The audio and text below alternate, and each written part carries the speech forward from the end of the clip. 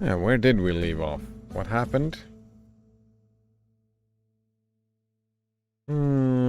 But so you may give these friends pain, yes, but I cannot sell my liberty and my power to save their sensibility. Oh, right.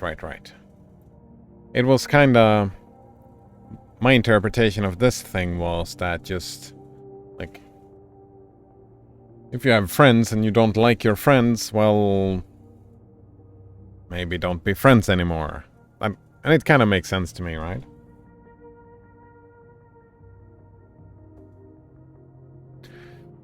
You hate your marriage? Get a divorce. That all seems fairly reasonable to me, yeah. And, right? This as an encouragement to leave those contexts, like, yeah. Leave situations that are not conducive to your mental well-being, mental health.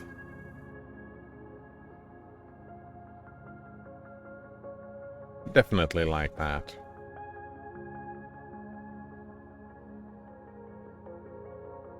Right. The populists think that your rejection of popular standards is a rejection of all standard, and mere antinomianism? I have no idea what that means. Alright.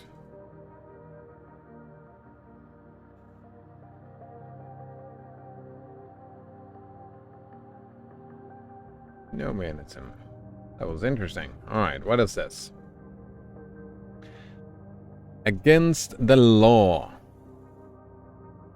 is any view which rejects laws or legalism and argues against moral, religious, or social norms.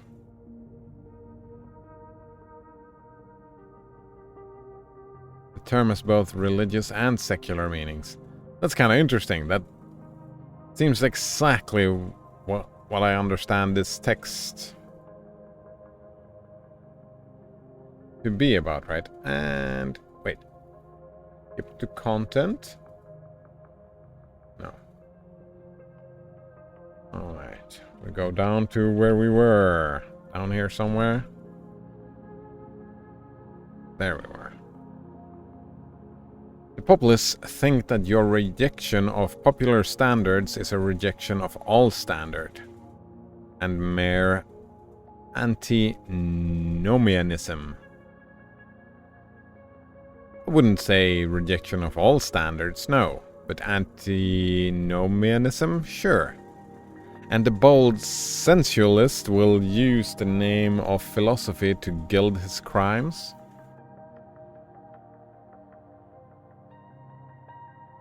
What crimes? But the law of consciousness abides.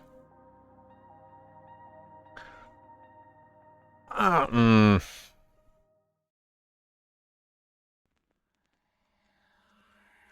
think that's just unfortunate naming conventions.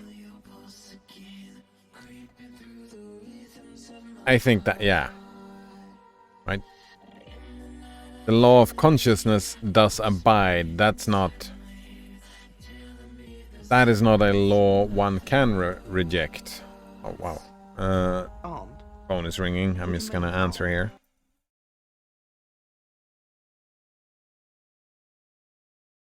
Ja, det är Mattias.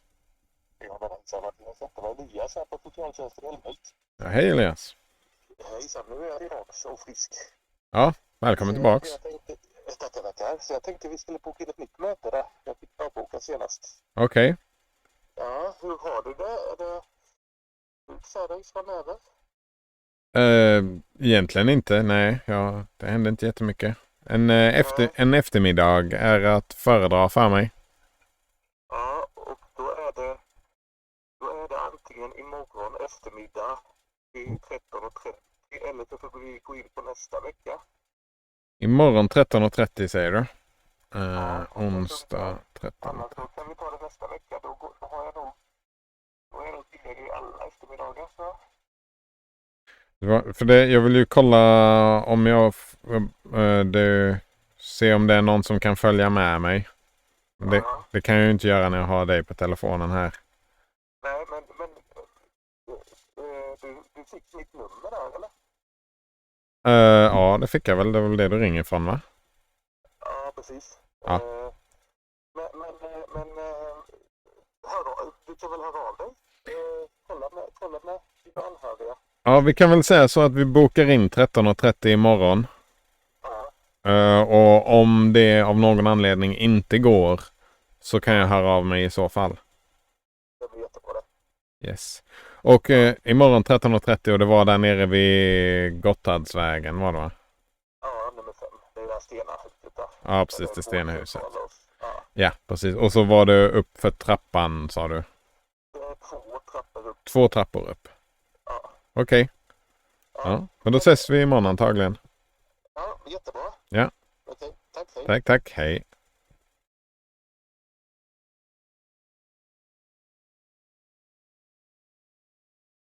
All right, and we're back. Oh, I didn't have to turn the music off. I just had a meeting, so I'm just gonna send a message here as well.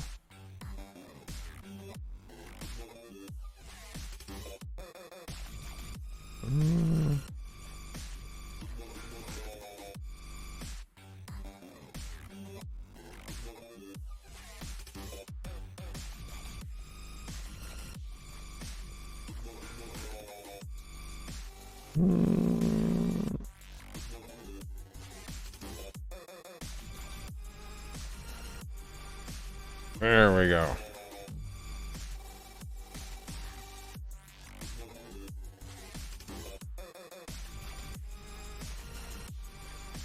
Right, the law of man and the law of nature, right? They're not really comparable, right? Everything that happens within the law of nature. So, I mean, you can imagine that you can reject it, but it's like it won't happen, right? That's... If it can happen in nature, right, it doesn't matter. Your opinion doesn't really matter. So, comparing those two as equivalent, right? Saying that antinomial is like that is against the law of nature is... That's a straw man, right? That's not at all what... If someone accuses you... Accuses, right? It kind of sounds like accuses. Because this sounds like a defense. Yeah, this sounds like a defense against accusations, right? No, I'm not an antinomianism, right? That is kind of the feeling I get from this. From this text, yeah.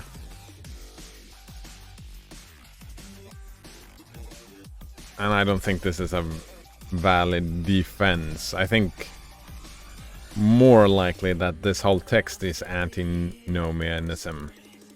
I think that's fine. I think.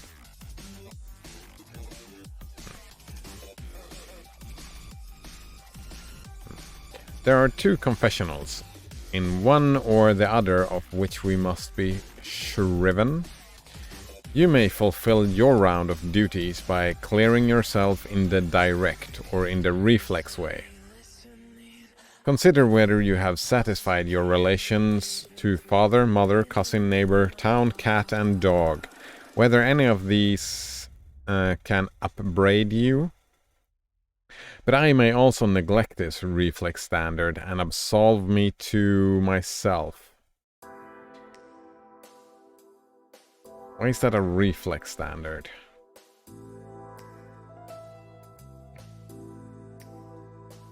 I have my own stern claims in perfect circle. It denies the name of duty to many offices that are called duties. But if I can discharge its debts, it enables me to dispense with the popular code. If anyone imagines that this law is lax, Let him keep its commandment one day. I kind of feel like the duties are stuff that the individual decides for themselves, right? Any duty that I have is a duty that... Right? It's like responsibilities. You take them upon yourself. Is it metaphysically possible for someone else to give you duties? I mean, your parents, when you're a child, I remember that. My parents gave me duties. I had duties to do. But I kind of feel like isn't puberty and all that is usually what happens is that you tear away from your parents and become an adult and you create your own duties, right? I suppose you could be manipulated by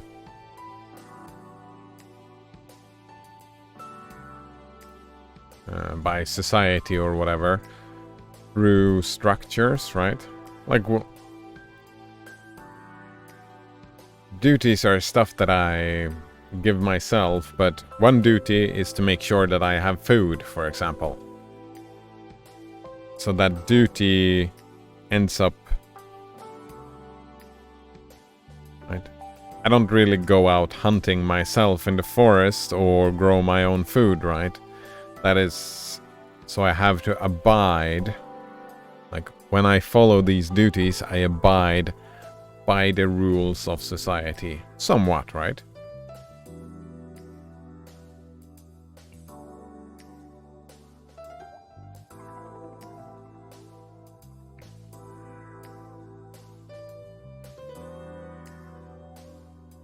Right. And truly it demands something godlike in him who has cast off the common motives of humanity, and has ventured to trust himself for a taskmaster.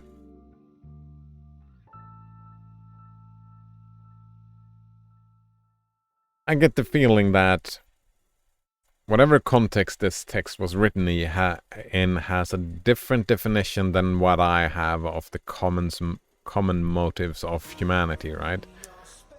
It kind of feels like, because I am immediately, what is the common motives of humanity? Well, they are... what's it called again? Maslow's needs. Oh, wait. That didn't work. That's interesting. What about just mass... I thought it would gonna do like a fuzzy search. Here, like this. In my mind, these... Well, not black and white, or... Yeah, not necessarily these colors, right? But these needs, definitely, right? Food, water, warmth, rest. Those you cannot cast off. Security, safety. Those you cannot cast off. Right? Let's assume, well... Here we are. This text kinda implies casting these needs away. And replacing them with these, right? Yeah. That is probably... take this with a grain of salt. This really needs a grain of salt. The Maslow hierarchy of needs. But it is... You can use it as guidelines, right? And it kind of seems that from this perspective, with all these needs, that this text... Oh man, we're up here again. Yeah, throwing away just the middle ones, the social aspects, right? The need for friend and family and intimacy and whatnot. And in my mind, that is not something you cast off necessarily, right? I think we have as individual, we have different strengths in our needs, right? We can take them as a trait, a human trait, right? How much you care about these things, how much you care about these things can be considered a human traits, right? Like security, like you can feel security and safety might not, well, like take care. Like some people need more rest than others. Some people are more like, yeah, we have different needs here. Different needs here. Different needs here, right?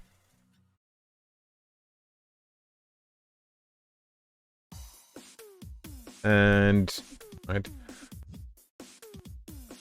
So I don't think it is godlike to just say that you cast one off. It's just that we have a normal distribution, a bell curve, and like some people end up in one end of that normal distribution, that bell curve.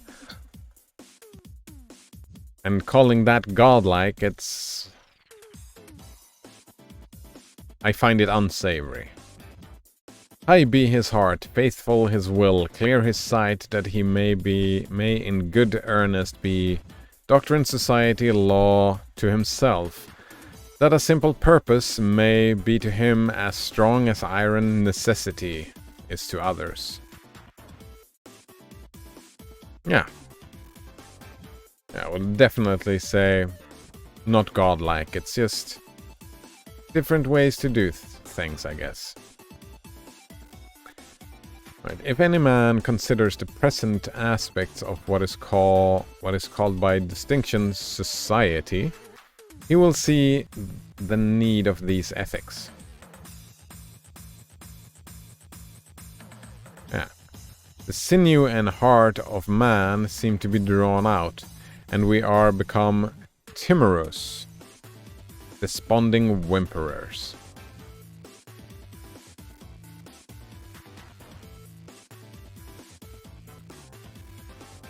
Yeah, I'm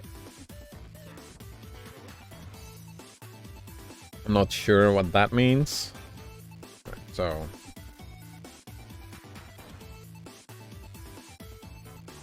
I think this is when when I open a new tab. Yeah, when I open a new tab, that is when it moves.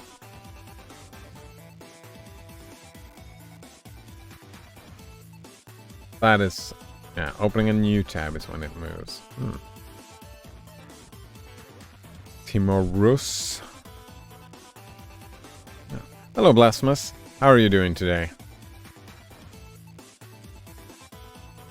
You will be glad to hear there is no more puzzle game.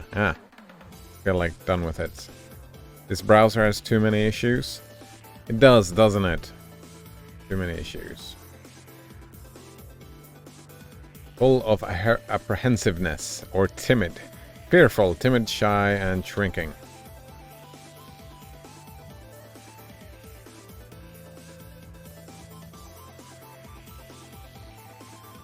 If you look at these words and see something else, like whiners, right? Whimperers, whiners. Right. Oh, I'm afraid of getting murdered, right? It kind of seems like, my interpretation of the text here seems like this is an attack on people who wants to be part of society because they, like me, whine and talk, like whimper and talk politics all the time and want to change how we do stuff as a society, right? I see the need of these ethics. And I see the value in this, right? Complaining. I see value in complaining. Right? Because when you complain, like, that is a symptom of something that doesn't really work for you in your life, right? That is something you're unhappy with.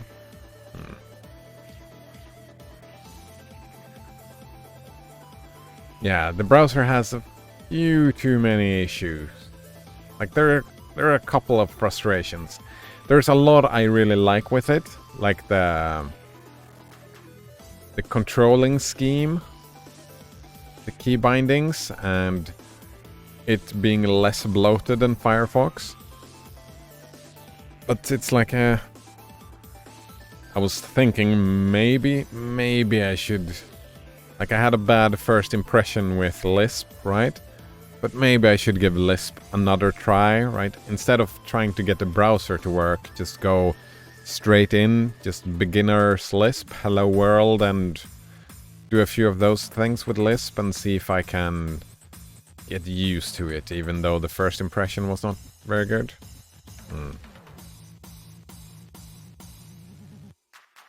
Blasphemous says, I'm fine with a console browser for most browsing. I am considering that as well, right? Part of me just wants to uninstall Firefox. That's the idea I have, right? I would prefer just having one browser for all the browsing. But I could also see the value in just having two browsers, right? One for the bloated stuff and one for everything else.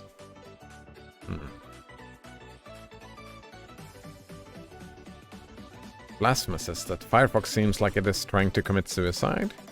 Wait, how? Are you thinking the redesign? That doesn't... Yeah. No, I don't buy that. Maybe it is. Maybe the Mozilla people are like the people at the top are just super fucking tired and they just want to give up, right? Maybe they feel demoralized and it's just, I don't want to do this anymore. I mean, we're losing ground and people are just using Chrome anyways. It's all Chromium and it's so much work and so little reward, so maybe. Lasma says, by making poor decisions with only its design. The design is not... Can you make a poor decision, like when it's aesthetics? Somebody probably thought it was pretty, right? Somebody thought it looked nice. But choices in how it wants to do things. That, I could, there's probably stuff in there, right? Functional stuff. Design, I don't know if I would agree that those decisions even can be poor. But functional stuff, right?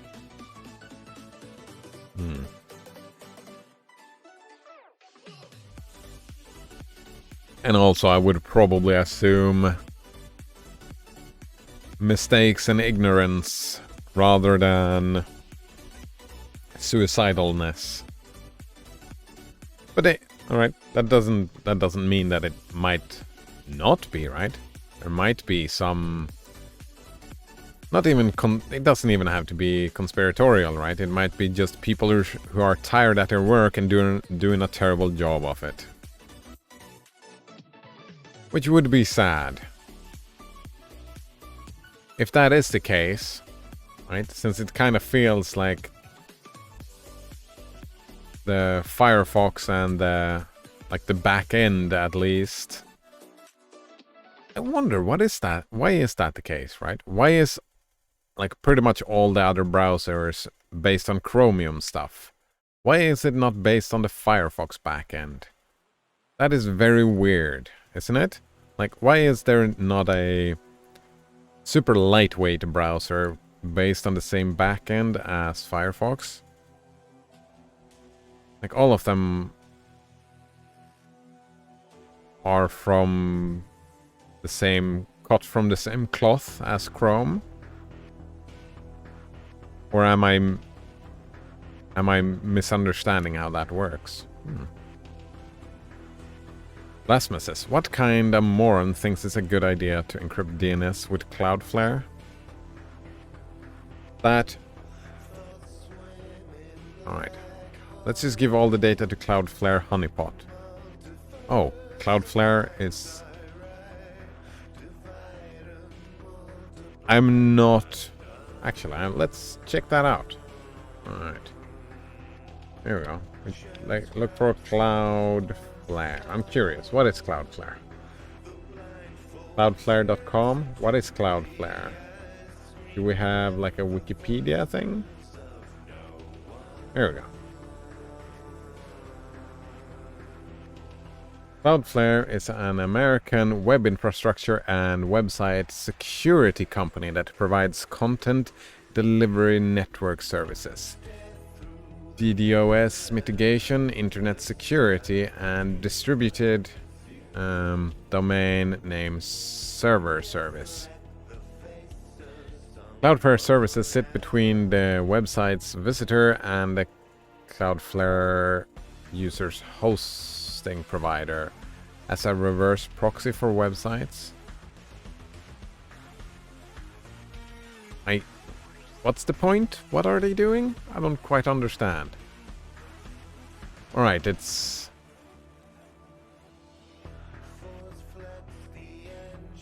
like a server provider.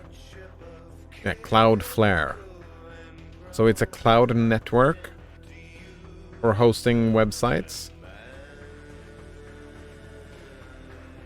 Lastman says they are everywhere. Also, what were they thinking, creating a VPN service that only works in their browser?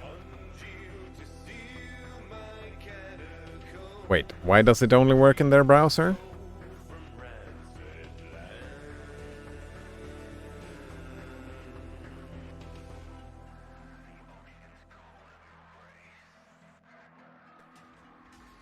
I'm guessing that it seems like it's business decisions, right? The VPN service thing, right?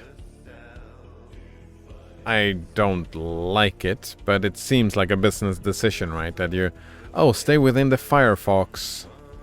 And that is what the Googles and the Apples and the whatnot, they they build infrastructures and they try to keep you within said infrastructures.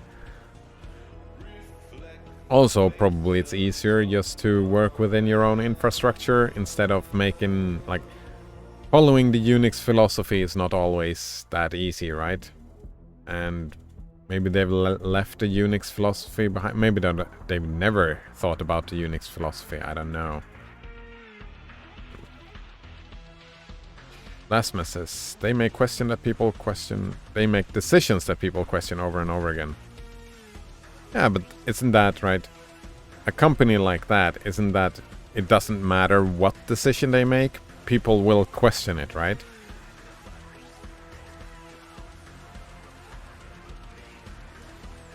Right? Let's say they made a VPN, like, if they made a VPN that did not only work in their browser, people would question that as well, right?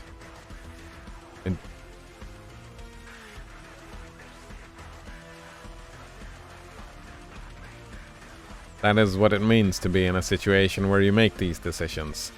People second guess you all the time.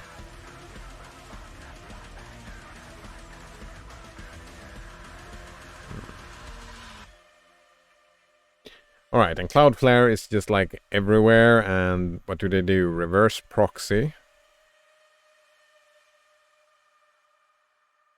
Reverse proxy? That sounds interesting. Edge computing, streaming media, identities and access management, VPN. Well, that sounds...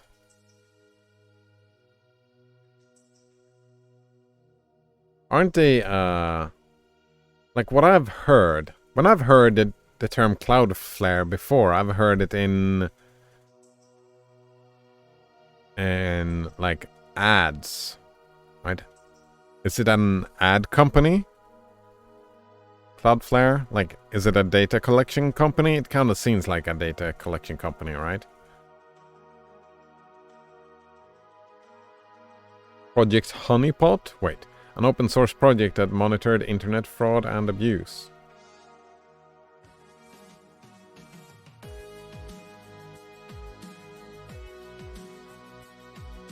Yeah, it seems like data collection and spying is where they come from, right? Open source project that it's about monitoring internet fraud and abuse, right? It's That's the operative word, right? It's a monitoring company. They monitor internet. That's not very privacy respecting, I guess.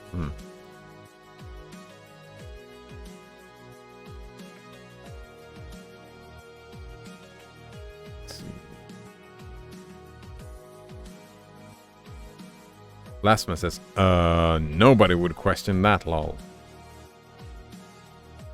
That's a failure of imagination, right? I'm sure that if they leave Cloudflare, if they make the choice to leave Cloudflare, people would question that because there are people who likes Cloudflare, right? Of course there are people who likes Cloudflare, otherwise Cloudflare wouldn't be everywhere, right? If people didn't like Cloudflare, this is not what it... These numbers would not look like this. So if they decided to leave Cloudflare behind, people would question that. Why are you doing this? Right. I can imagine... I know there is one Linux YouTuber that I watch from time to time. What's he called again? The Linux Experiment. He is hyper-focused on marketing for... and building... an infrastructure, Linux infrastructure, right? Where you put everything in one basket.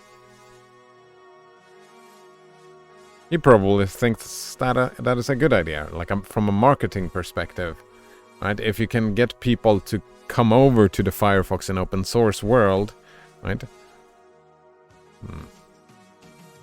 I don't know.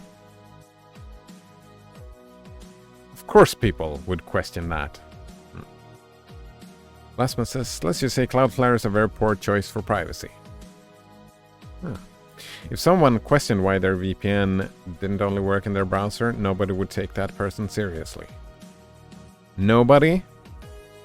I would take them seriously. Am I nobody? Someone questioned why their VPN didn't only work in their browser. Nobody would take that person serious. I mean... Most people that use the internet on their personal computer, they do all their internet stuff in their browser. Like, all of it. That is most people, right? Most people. And at the moment, the VPN thing, what they're trying to do with VPNs, I've seen the commercials, right? They are used for... getting through what are they called? Geographic locks to watch Netflix, right? That is probably the main usage of a VPN today. Getting past region locks in services like Netflix. I have no data on this, but I am sure that is the most common usage. Right? And all those people don't fucking care if the VPN doesn't work outside the browser.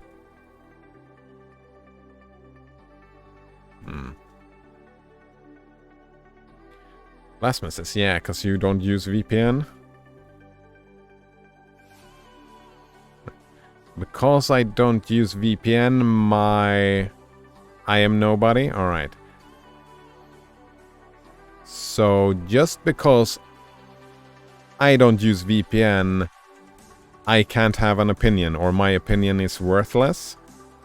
That's kinda interesting. Kinda interesting.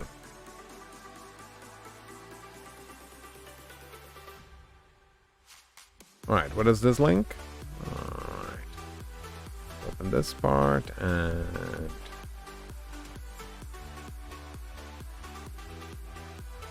like that. This. Oh, it's gross. It's gross. Alright. Nope, that's not what I meant to do. I meant to do this. Where's this? Where does privacy stand in regards to using Cloudflare? More info in that description. Cloudflare solution to CAPTCHAs. Cloudflare wants to kill the CAPTCHA. Cloudflare, I'm using it wrong. Wait, what is this? What am I looking for here? Fucking cute browser? Ah, fucking cute browser. There are some issues.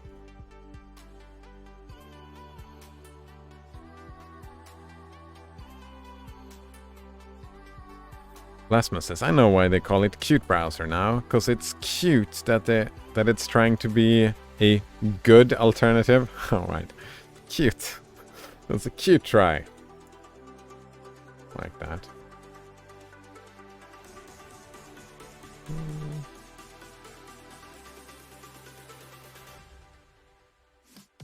I mean, and also, right, from a business perspective, right? Firefox is a business, right? They cater to not the security-focused people, right? That kind of makes sense. They put their focus on the majority chair, right? They try to get as many people over to the Mozilla thing as possible. Then just focusing your work on that makes a lot of sense to me. Yeah, it makes a lot of sense to me. Right. Because the people who are as security focused as you are, for example, Blasphemous, you are not happy with Firefox, right? You are probably not their... what's that called? Intended customer, right? You're not the customer that they want, right? You're not the user that they aim towards. You're not that type of user. So it makes sense that you do the work that they do is focused on the spot where they want to be in the browser market share. Yeah, market share, right? So maybe this Cloudflare might be a very good business decision from their point of view, right? And then you have a lot of security focused people that are like a vocal minority, right? That's a vocal minority that is not even their intended users that they are looking for to please. That is what you see, right? All these people that questions these decisions. What you don't see is the majority of the people not questioning these decisions, right?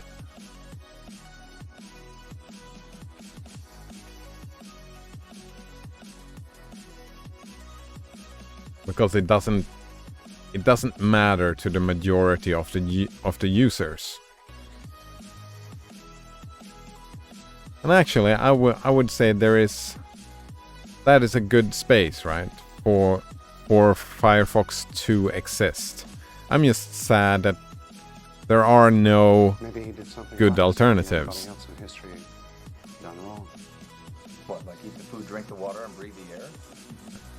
I'm unhappy with that, but right, it's like Ubuntu is a good thing for people. Like when you leave Windows and Microsoft, going to Ubuntu, it's fine that Ubuntu tries to fill that market space, right? For people to leave, right? It's a step in a political direction that I want to see, and people not being perfect and just saying that, oh, right, we do stuff way better than the other people do.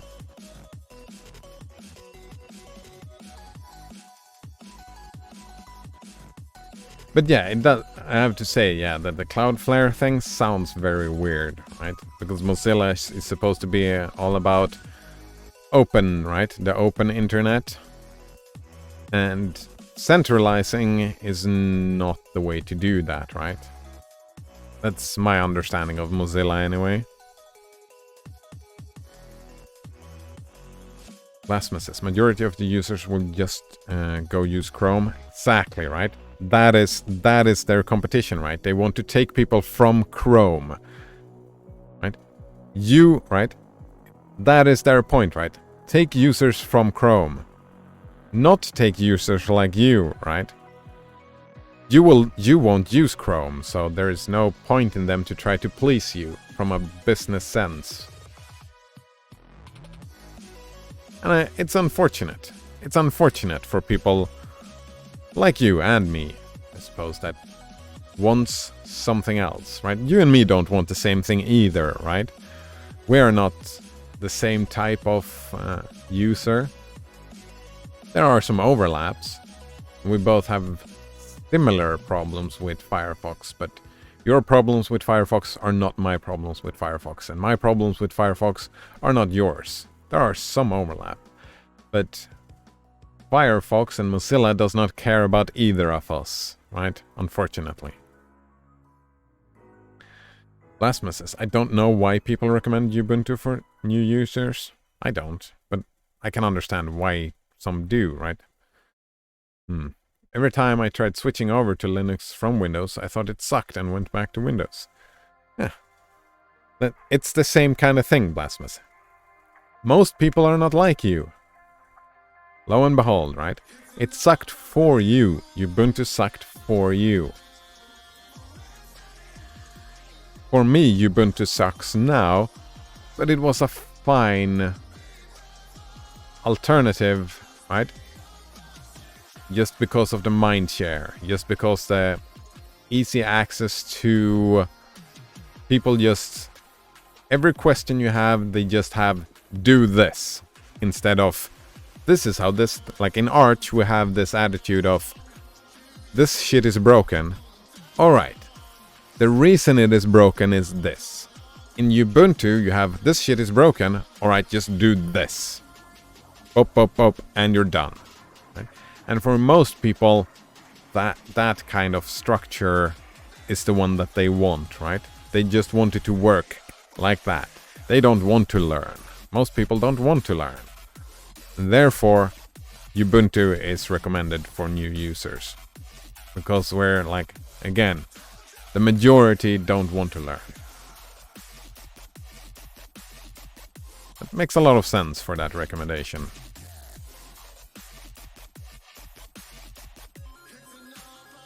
Blasphemous says, it sucks cause adding repos for specific versions is a pain in the ass to find.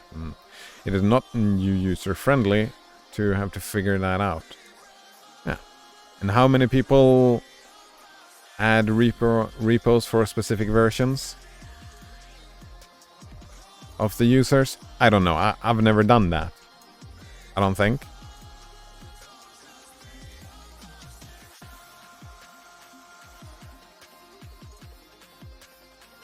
It's the same with most users that use a VPN don't use it outside of the browser. Most people don't add specific versions of repo, adding different repos like that. I'm just guessing, right? So I'm all for saying like, Ubuntu sucks for you, Ubuntu sucks for me. Firefox is frustrating and have a lot of problems for you and me. Different kind of problems. But for a lot of other users, there is no problem.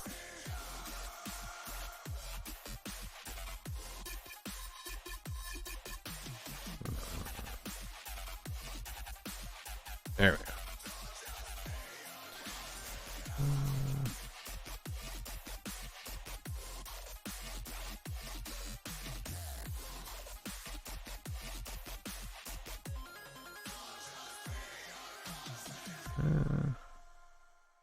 Lastman says, anyone that goes to a site looking for, you're new to Ubuntu, here are things to try.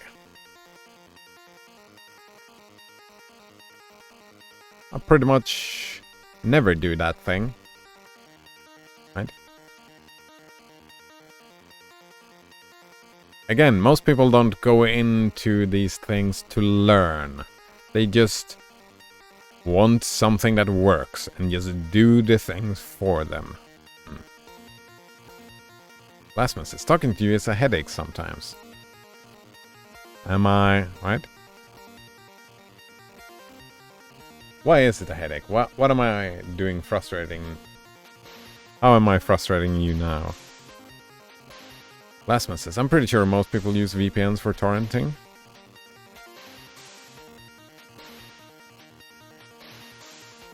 Actually, yeah, so that argument falls flat, right? Because you and me believe different things, but we have no data. We would need to have data. But yeah, right. If most people use it for torrenting, then yeah, having the Firefox VPN would be dumb, right? If you would use it for torrenting.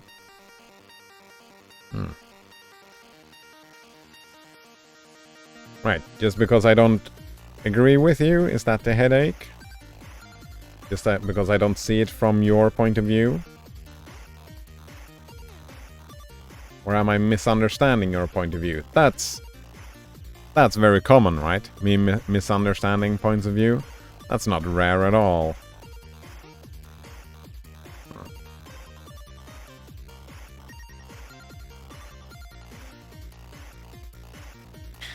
I find it interesting, right? That something that I find sometimes frustrating is that you present your opinion like it is the majority's opinion. But then you also, on the other hand, hate everybody else's opinion. It's whiplash-inducing sometimes. Lasma says, you want to have an opinion on everything, even things you're not that that you don't have any knowledge on. Yeah. I mean, opinions are like assholes. I do have an opinion on everything. It's not necessarily about wanting to. I do have an opinion on everything, right? Whatever you put in front of me, yeah, right? I have an opinion on, and that's how I build my worldview, right? I look at something in the world and ask myself, what do I think about this thing?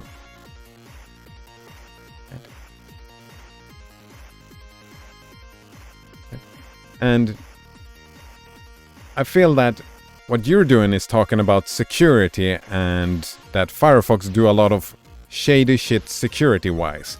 And I'm not disputing that. I am buying that straight out, right? I agree with you. Like, the stuff that you say for security, I take your word for it. I'm just let's see, what exactly was let's see here. Firefox seems like it is trying to commit suicide, was the starting out point, right? I am arguing that no, they are not trying to commit suicide. From a security point of view, right? Because I can totally imagine why they would do these things. Right? I don't agree with what they do. I don't like what they do necessarily, right? I'm just saying that from a business point of view, I could see an argument for it. Does that make sense?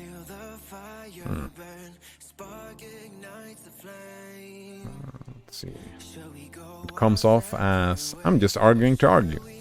Yeah, I think that's quite a fair assessment, Blasmus.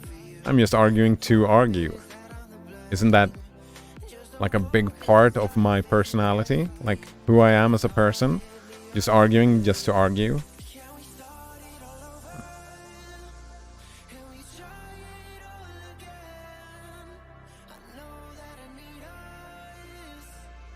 Also, I learn, right? The stuff I don't know about, I learn a little bit, which I find is useful. Blasmus is not just privacy. We can talk about how they completely screwed up their mobile browser. Oh yeah, that... I mean, I've tried it a couple of times, and I think it sucks. Probably for different reasons than you, but I really dislike it. Huh.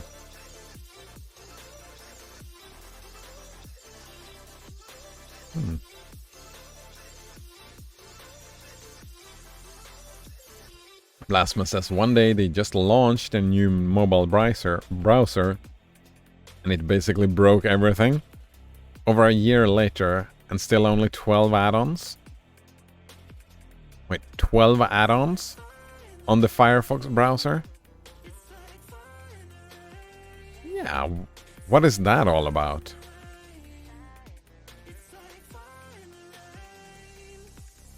Well, I suppose... my guess, right? This is just a guess from someone who knows nothing, right? Just a blind shot in the dark. Is that It is not going too well for Firefox. I've heard that, just I don't know where, I don't have any source from it. But it would make sense, right? That they were trying to build on it, but they did not have the resources. And then it's kind of abandonware. Which is probably a super shitty decision. Business-wise. Maybe? I don't know. I'm not an economist, right? I'm not very good at that either. I'm just imagining things.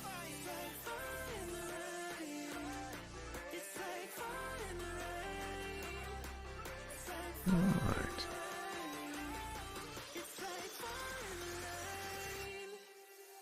They switched to a different add-on format and only whitelisting a few add-ons until they eventually get it all straightened out.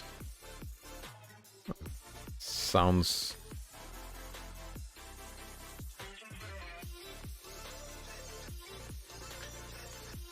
I don't know, it seems like they had an idea of how to make improvements, but then stuff didn't go as planned, eh?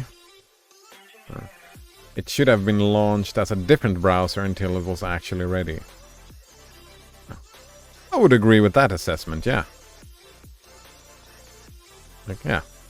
I would agree with that assessment. That sounds like a good idea, right? Like, if we're talking about something borked, I suppose again, right? Still only 12 add-ons? What are those? It's probably the 12 most popular add-ons, right? So for a lot of people, that just is fine. There's probably a lot of people using the Firefox browser, I could imagine. And just being fine with how it works now, being in the beta stage, I could imagine. I am not one of them. I am not happy with the Firefox browser on my phone anyway. It is really trash. For different reasons, right?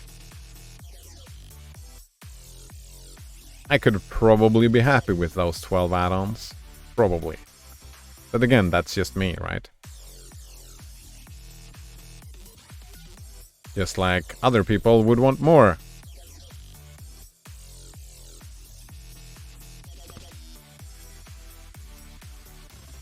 That's not a smart move if you to make if you want people continue using your mobile browser. Indeed. Right? Breaking it. Right? That would be like... Oh. I'm trying to come up with an example that is not an exact replica. Man. Yeah, right? That would be like one day when you wake up and start your computer, it has automatically installed a different operating system, just completely different, that works completely different from how it works right now, and from your perspective, the user's perspective, right? It is borked. Yeah. Man, I was pissed when Windows 10 came. I just woke up one day and it's like, oh, I'm a Windows 10 user now for whatever reason. I did not ask for this.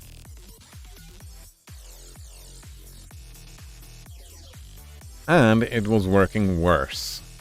From my perspective, right? It's always the user's perspective. And we all have different perspectives. I could imagine a lot of people just waking up, oh, Windows 10, nice. This looks fancy. That would not surprise me at all if a lot of people reacted that way. But in my filter bubble, I only saw the people that were pissed. Because the people who were satisfied, they don't go out talking about it, right? I've heard that somewhere. I don't know how valid that is, but within marketing, right? People who are pissed about a product, they talk to 10 more people than someone who is happy with their product, right? When I'm happy with a product, I don't go out saying, oh, this product is great and I use it every day. No. The things that I notice is when they don't work, and then I start talking and complaining about them. So there is a disconnect, because we humans have a tendency to notice the negative aspects of things, right? And talk about the negative aspects of things, right? I think that is probably the reason it's not a smart move, right? With the mobile browser, because that will in the public awareness space, it will be like it always gets blown out of proportions. And when you see that blown out proportion situation where a lot of people are complaining, it's like, oh, that's bad PR. Definitely bad PR. Right? Well, if they did launch the browser and it just did work, right? If it didn't break anything and it just worked, it was ready and worked, and they would have launched it, there would be almost like a lot less talk about that launch, right? The launch would go like a launch that just goes smoothly, goes under the radar, and people don't talk about it because it just works, right? What's there to talk about? In general, right? Like, I'm doing wide generalizations, big generalizations.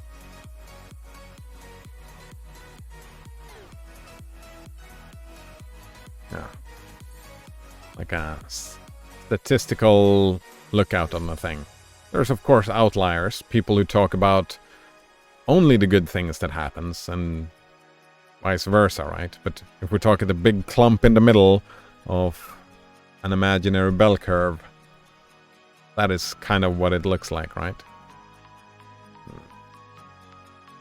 Right, the sinew and heart of a man seem to drawn out to become timorous. Alright, whimpers. Alright, complaining. That's how we come into the thing, complaining. Right? And I see value in complaining, right? It's not only bad, right? Well, for Firefox and for Mozilla it's bad that people complain about their thing. But all that complaining and that it gets highlighted, that, right, if it reaches enough complaining, Firefox will do something about it, right? All that complaining you speak about that they don't seem to listen to, right? That kind of implies, right? I might definitely be wrong about this, but it's, to me, it kind of implies that those voices are not loud enough for Firefox to care about those voices, about the Cloudflare thing, and about the breaking stuff, and about the new layouts, and about breaking the mobile phones. Mobile version of Firefox and whatnot. It kind of implies to me, since they are not listening, it implies that the voices are not relevant to the people working on it. And I think, right, sure, I may not know about security or I know about how a browser works, but something I do know about is people, right? How people work.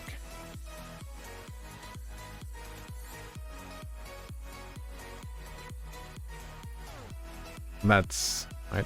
That was the discussion, right? The discussion was not about how a browser works or should not work.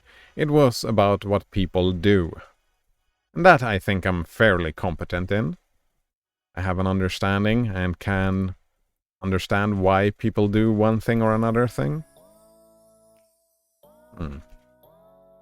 We are afraid of truth, afraid of fortune, afraid of death, and afraid of each other. That's interesting. Yes, truth can be scary, right? Yeah. I've been that in the past, afraid of truth. Right? I still am, but I still would prefer it, right? We've talked about that before. I would prefer to know over not knowing. Afraid of fortune, that one I don't get. Afraid of death? In some ways. I wonder what that means, though. Like, in general, I can see a lot of people being afraid of truth and death, but this I cannot really relate to. And afraid of each other, definitely. I'm afraid of people, sure. Plasma says, no, we were talking about Firefox committing suicide, Kappa, right? And Firefox committing suicide, that would be a lot of people that work on suicide intentionally making for suicide, intentionally making the... Actually, that was my interpretation. And if that's not what you meant, that is what happens, right? My interpretation was that, like, there are people in Firefox that make terrible decisions just to kill the browser, right? Kill it off. Let it not be a thing anymore. Right? And that is about people. People making decisions. And people doing this and that. Right? Firefox is not a living being. It cannot commit suicide. So I just... My interpretation was that we were talking about the people who create Firefox. Actually, I'm curious now. Is Firefox... Firefox is... we've got the cathedral versus the market again, right? Firefox is a cathedral thing, isn't it? Actually, I'm curious. Like if we take GitHub, Firefox. Here we go, Mozilla Firefox. Here we go. What do you have here? Why is Firefox not at the top? Find a repository. Firefox.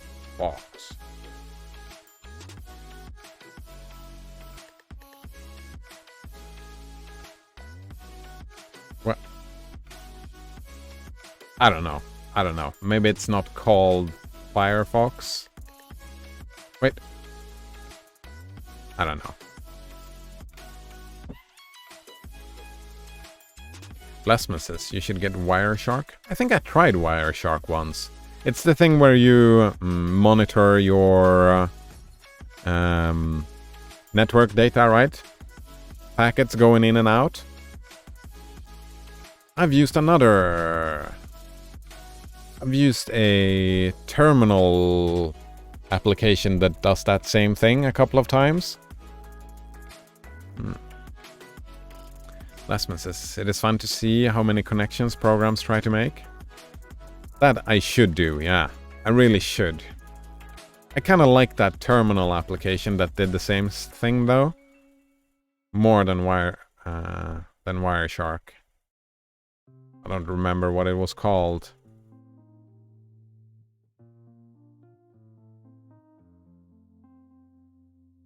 Alright. But it kind of seems, right? Firefox did not end up in the top here. Right. What if we search for browser?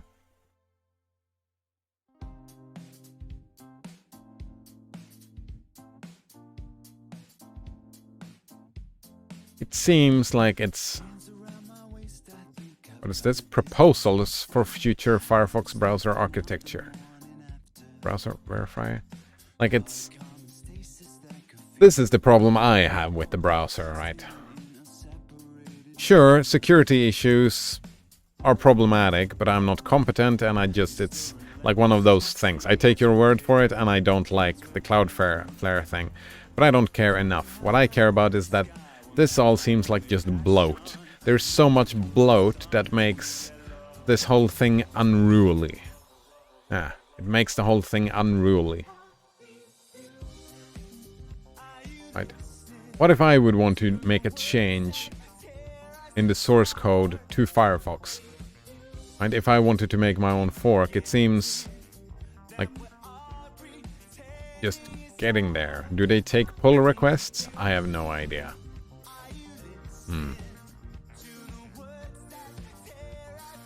Wireshark command line interface? No, it was called something else, like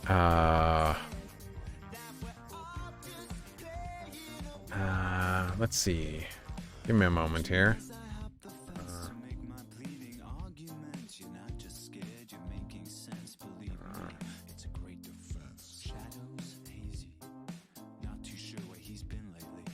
song was annoying.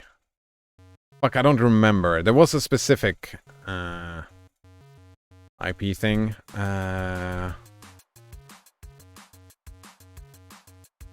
What was this? No, not add a quick mark. Alright. There we go.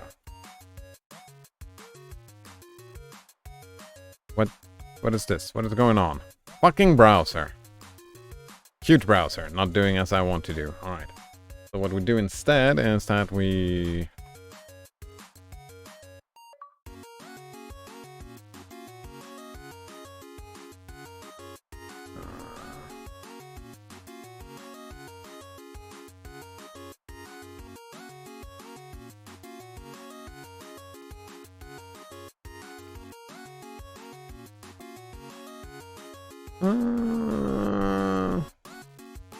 Fucking hell. You know what? That's gonna take a long time. It's IP something, I think. Probably easier just to do this, like Wireshark, but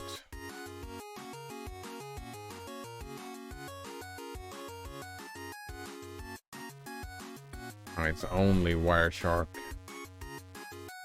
Alright, so what about network monitor terminal? Like that, maybe. Tesla, SolarWinds? No. In terminal. Nope. TCP track. Oh, it's gross. Live top? No, that's not it. NetHogs? No. TCP trap? No. TCP dump. That's the one I used. Yeah. I made a little Python program using TCP dump where I just listen to the router, right? And I paid attention to every time a phone came connected to the router, I sent them a welcome home message. It was like a little message just saying welcome home. Through listening to that. Yeah, and TCP dump. I'm pretty sure it was TCP dump.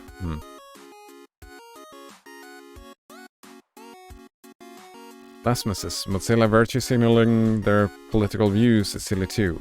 That I completely disagree with. My understanding of Mozilla is that it started out as a political organization, so them signaling their political views makes a lot of sense to me. Yeah. That's my understanding. That Mozilla, by its core, right, was an organization that wanted to keep an open internet, right? That was the whole point of Mozilla, right? Mozilla. Actually, I'm curious. Mozilla, do we have like Mozilla.com or something like that?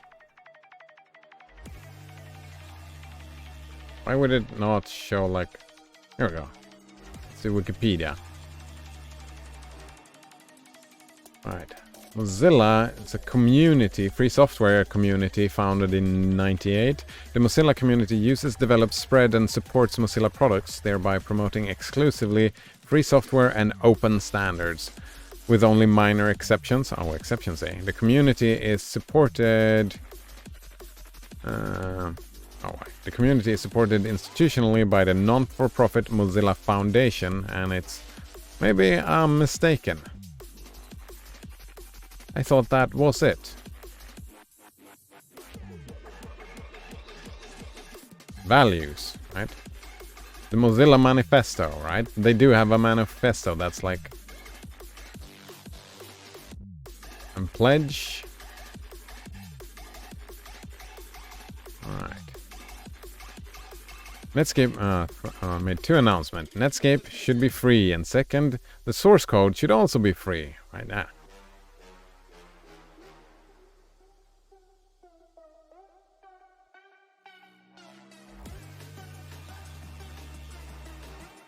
But right, I would say that even if that wasn't the case, if they wanted to turn political, right, the people at the organization, I think that's fine, right?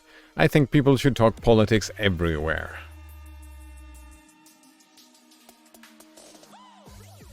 Blasphemous says, yeah, well, now it's calling for censorship. Google had a manifesto too. They had. Not anymore? Wait, the don't be evil thing? That was funny, wasn't it? That was so funny. It's like, in hindsight, it's very... If that was the thing, it doesn't matter. In hindsight, the don't be evil thing is just hilarious because, right? They change and they, right? They were... Like, anything they do, they are bound to abandon, right? And abandoning that thing is not a good look, is it? But in hindsight, it was inevitable that it would get abandoned, right? Like, it might be inevitable that Mozilla might, well, inevitable, like if it happens, it was inevitable, right? But Mozilla might be completely changing their tune on the open internet. It's calling for censorship. That's very interesting. I remember reading something about that, but then it was not... That was not about censorship. That was probably not it.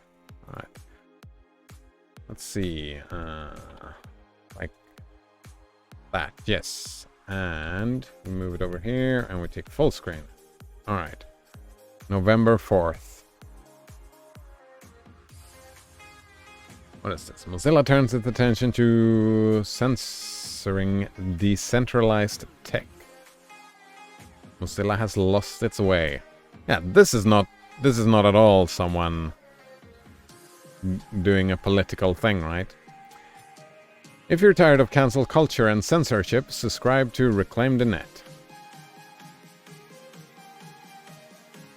It is a far and sad cry from where Mozilla started decades ago. It's down there somewhere. Let me take another look.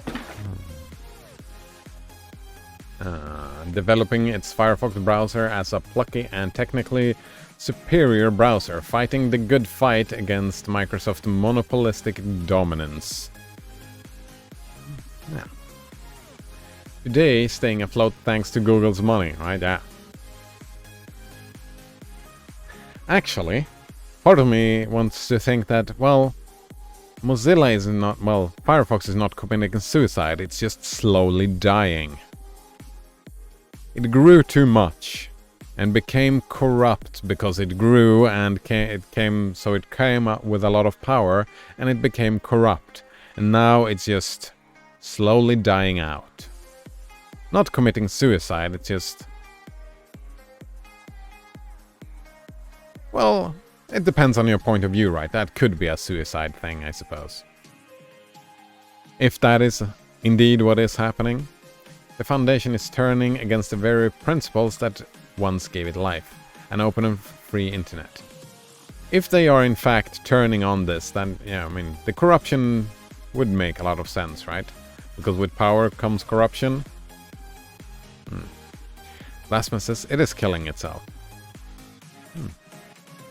Instead of focusing on its one and only true competency, building a browser, i.e. improving on the once innovative and powerful Firefox and worrying hard about its diminishing market share and at the expense of Google Chrome and financial dependence on Google's hundreds of millions of dollars a year thanks to the default search deal. Mozilla keeps wasting its energy and the trust of its users on failed products and on meddling in politics.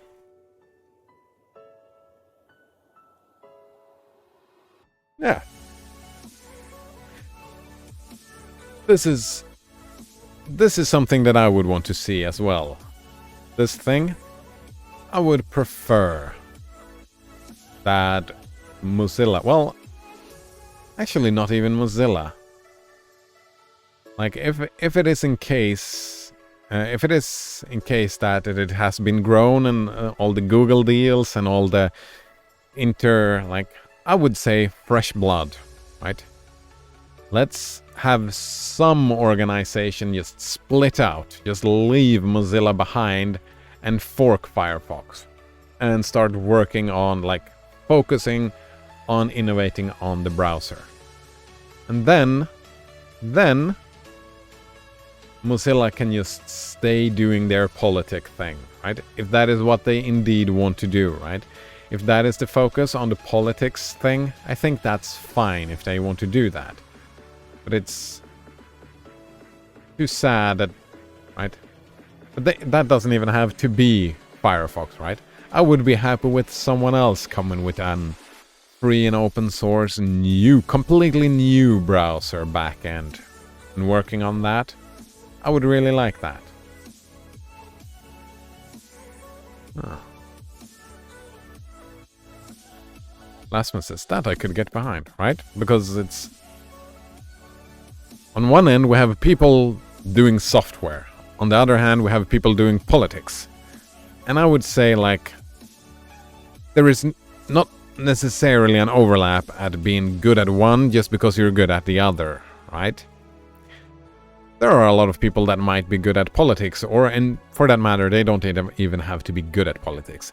They might enjoy doing politics. And if they want to make that their primary thing, then that is just fine. Do that thing. But focus on the browser, right? I think that is what both you and me care about in the Mozilla sphere of influence.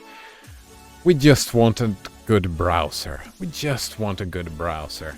We don't care about Mozilla's politics. I enjoy reading about it and giving my own hot take on the thing and argue their politics just to argue their politics. I enjoy that, but I don't really... And I think, even if I wouldn't agree, I think it's good that they do politics, because, right, my opinion is talk politics everywhere.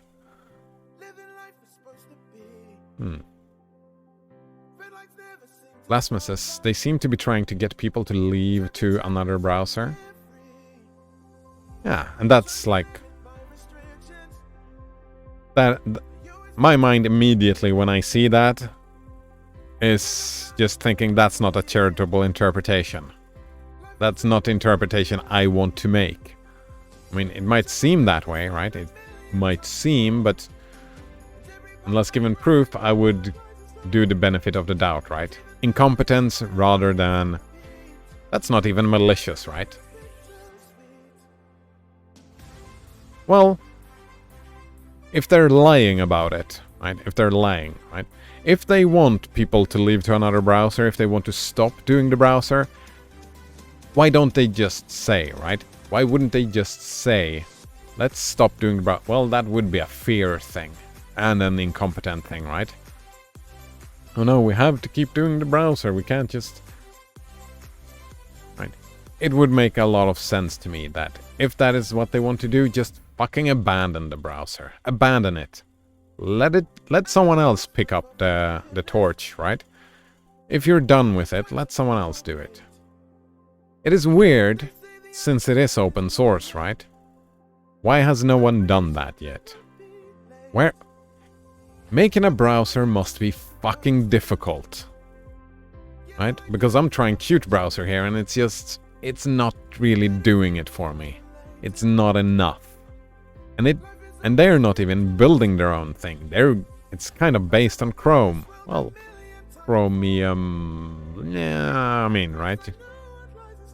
It must be a lot of work. Difficult work as well, right?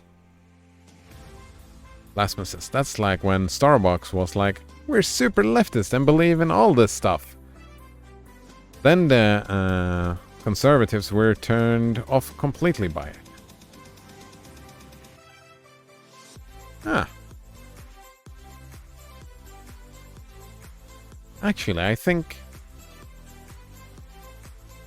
that's actually an interesting thing, right? Because as far as I'm aware, like pure consumerist companies are not political. But maybe they can be. And actually, I don't think I would mind. I would think I would prefer companies being political over being just pure consumerist capitalist, right? Just being motivated by the bottom line. I think I would like to see that. All companies adding, right, political statements. But actually, actually following those things, right? Not just saying it, actually being it, actually trying. Not, what's that called? Pandering. Like, I don't like pandering. I think that's the word, when they do it as a PR trick, as an ad, right? That I don't like. But actual political statements within,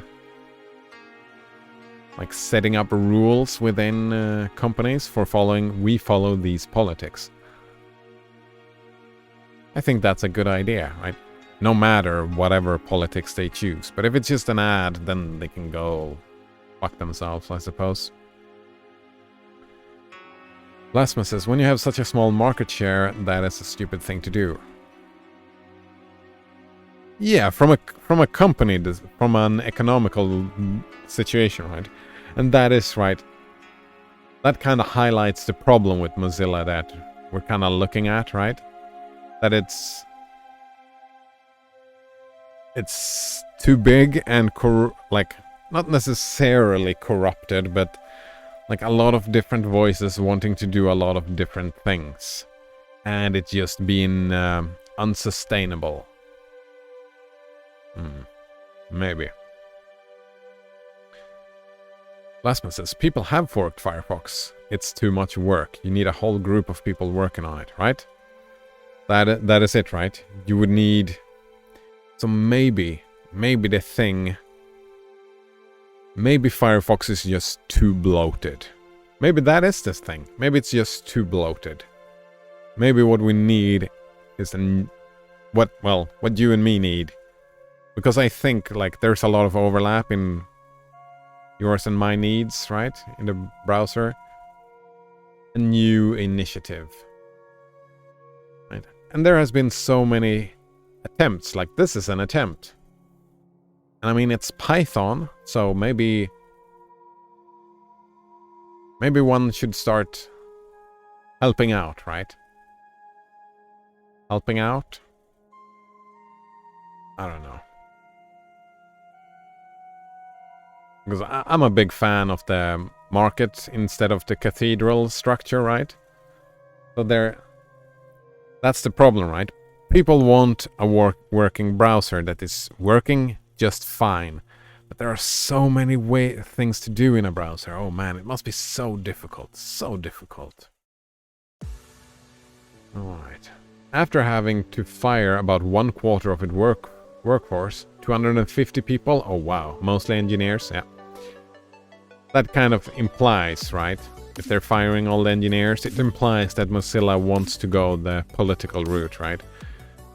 So their similarity is rather the Free Software Foundation, and they want to do that kind of work rather than the work in the Firefox. And that makes a lot of sense why a lot of people, you included, right, why it would seem that Firefox is killing itself, because they are slowly abandoning it. Right. With some sources saying the announcement reads like some kind of utopian fan fiction. Mozilla now offers us a bit of dystopian fan fiction through a piece of research that came out of its Fellowship and Awards program. And it goes after nothing less than decentralized networks and open source tech, as that yet uncurbed portion of the internet. Now that Mozilla or its mentors must believe that the corporate centralized ones are fully controlled. Wait, what do they mean? The name of this report speaks for itself. The Decentralized Web of Hate. Why are we reading this instead of this one? Isn't it this one we're supposed to be reading? Ugh, it's gross. Take it away. Right? Because the one we're reading obviously has a skewed, right? That skewed view on what Mozilla is trying to do. I think it's easier to look at Mozilla's point of view, right? Look at the source, maybe. Fucking cute browser, right? Fucking cute browser. Yeah, I'm gonna try giving Lisp, just pure Lisp, a few hours. See how it feels. If I can get past all the parentheses. All right. New research from Mozilla fellow Emily Bevenzi examines how peer-to-peer technologies are being leveraged to spread toxic content and how some are pushing back.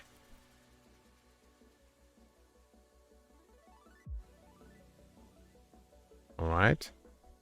Sure, that might be the case. The pushing back, that is what we're interested in, right? The spreading of toxic content, of course, happens, right? It's peer-to-peer. The spreading of all types of content would happen, right? Some content that you like, some content that you don't like. Isn't that the whole point of peer-to-peer? Blasphemous. Yeah, good idea. Let's see what Mozilla's PR department says. Yeah, why not? Right? But it kind of, like, even here, it's like, why are they looking at this? Like, and why are they pushing back? It sounds weird, right? Decentralized and open source technologies play an outsized role in keeping the internet healthy. But like any technology, they can also be harnessed by bad actors and put to use to make the internet less healthy, more dangerous place. You know what? I thought it was a good idea, right? Because I did not trust that other text, right? Because of the purely, right, super biased, opinionated view it took. But now, when just reading this first text, I'm like, yeah, I agree with that previous article we were reading. This is fucking dumb. This is dumb, right? This is bad politics, right? This is a contradiction, right? Whole point of free and open source, like free and open source, right? Maybe actually, I don't know if Mozilla claims to be for free software. Maybe they're just for open source software. But right, this is... Right, what? The software someone else does, if it's open sourced, why should Mozilla care? Right? It doesn't seem like Mozilla is for open source anymore. Like, just from this, right? Not even reading more, right? Like, I made that argument yesterday, right? Like, I can see benefits and pros and cons with being protected from or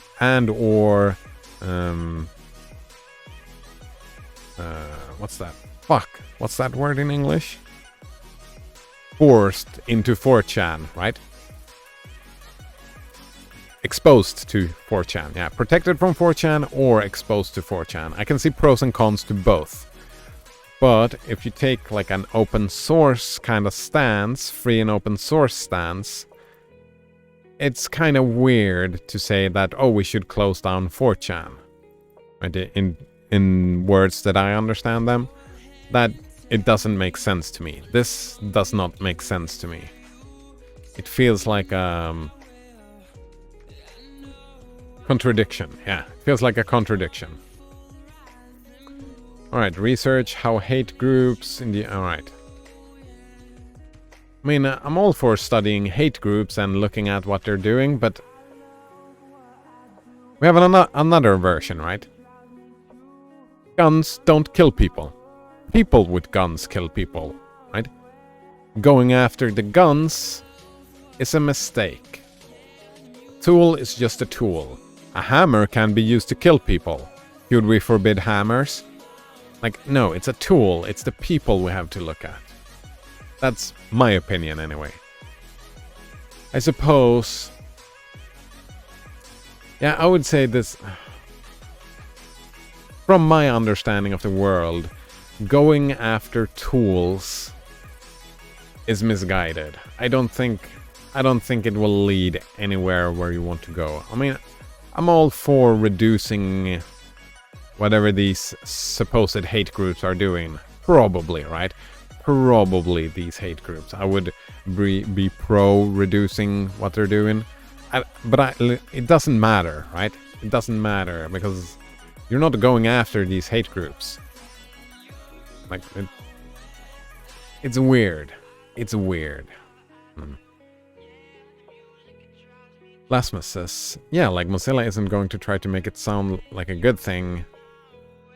What they're doing? Yeah, of course they are.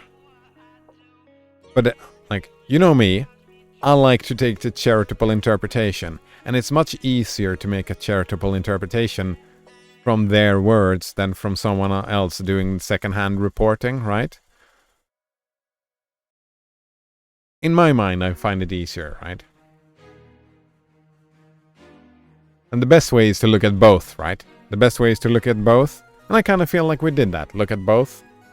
And I think I don't see any need to read further in any of them, right? Because, like, the whole premise of this thing, it's just like, I don't like the first premise. So whatever conclusions they have, I kind of feel like I reject, right?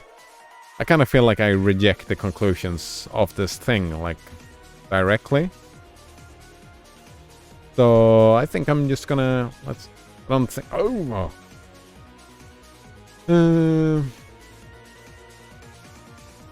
alright.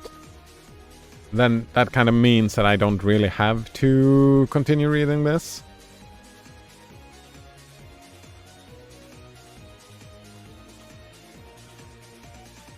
Right? Because this kind of feels to me, right, that the text, right, we've seen that the two different sides of it, right? The person who writes this is probably one of the persons that... Actually, that's a good point. I almost got tricked by that. By the Mozilla thing. I probably would not agree, right? Because now I'm thinking that the person who writes this is one of those toxic or hateful actors. This person is probably one of them. Which is probably unfair. I would probably say that I would not agree with Mozilla's evaluation of this person either. But at the same time, I would not agree with this interpretation of what Mozilla is doing either. I don't agree with either side. Yeah, there's two sides of this coin, and it's like they are just throwing dirt at each other. No, they're throwing shit each other's way. And I don't think either person deserves the shit thrown their way. I don't think Mozilla deserves the shit that this person is throwing, and I don't think the people that Mozilla is throwing shit at deserves it either. I think that's a good punchline for that. And yeah. Probably that's my opinion. Yeah, that's fine. Blasmus says, did you know you're not even allowed to talk about COVID vaccine side effects on many parts of Reddit? I did not know that.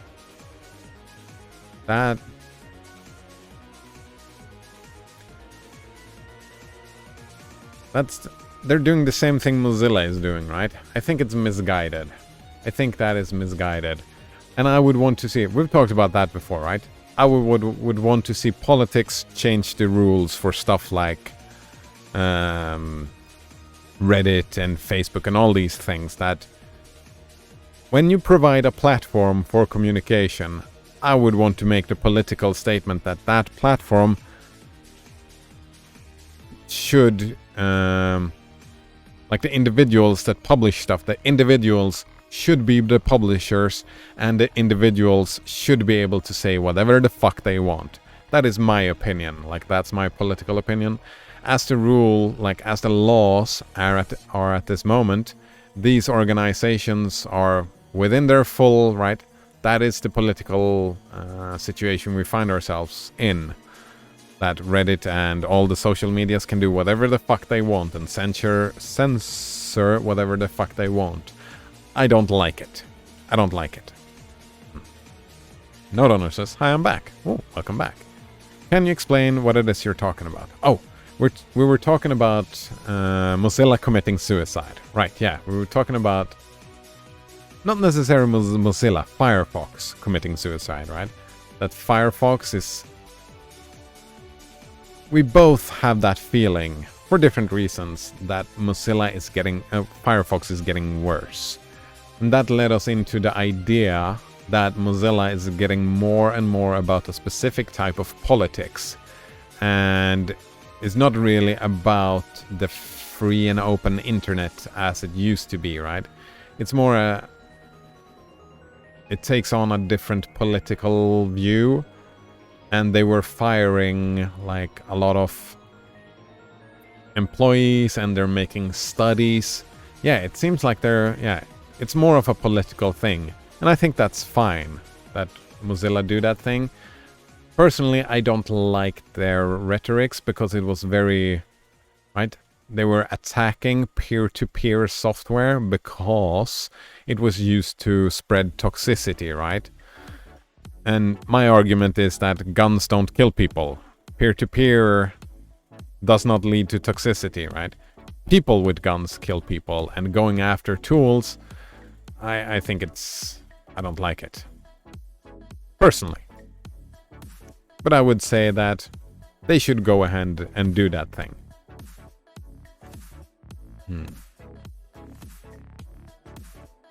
Blasphemous says, I like that logo though. Huh. No Donor says, I think Firefox is getting better.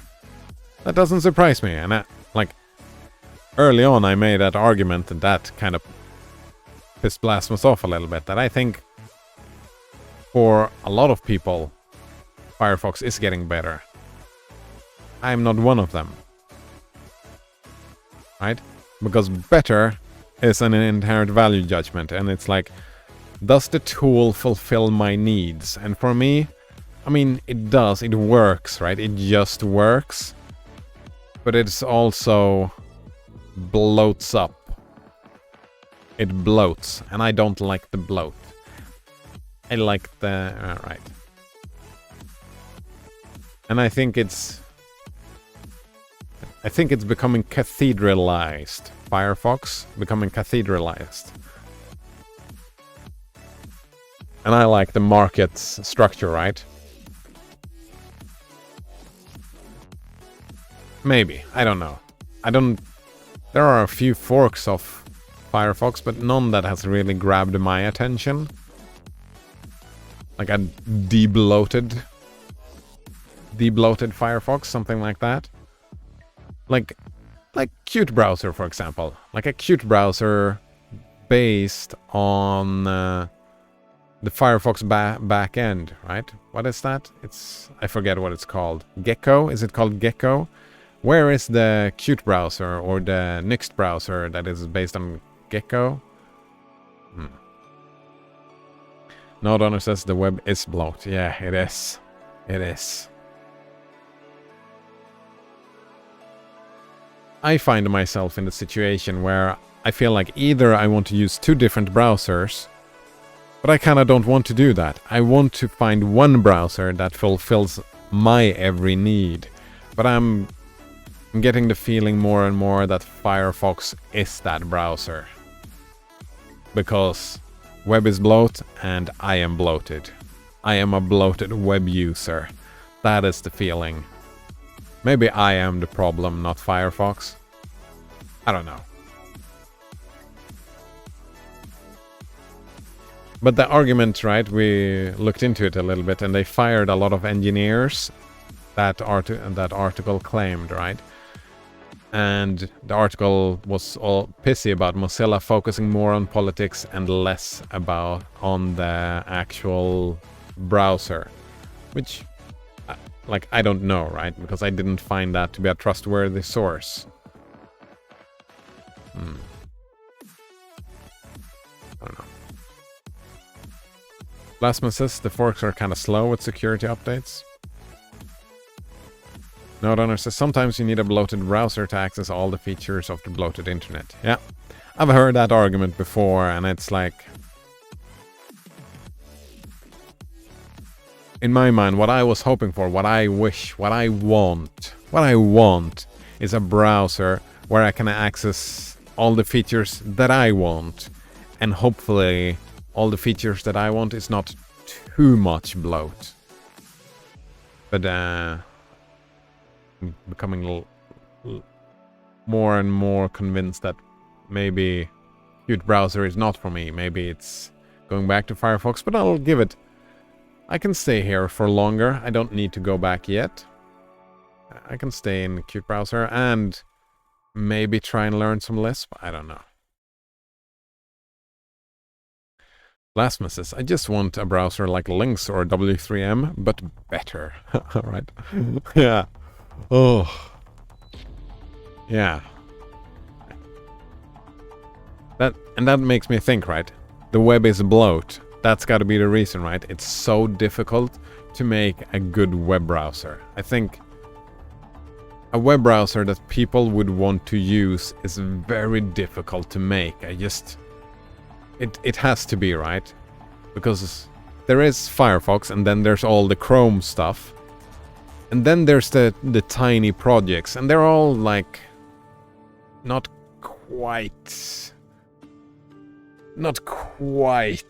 enough.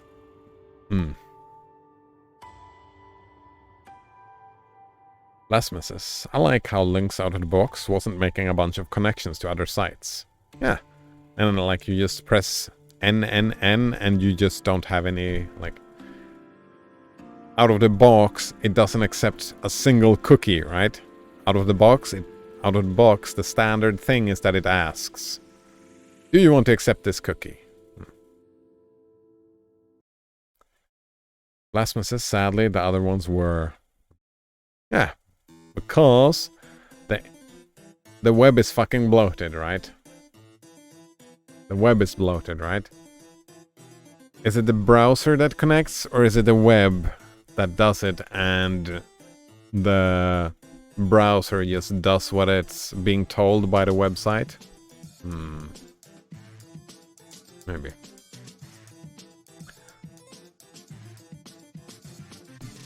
So now I must mess with the configs to see which ones I can do the same with. Oh, the browsers? Yeah.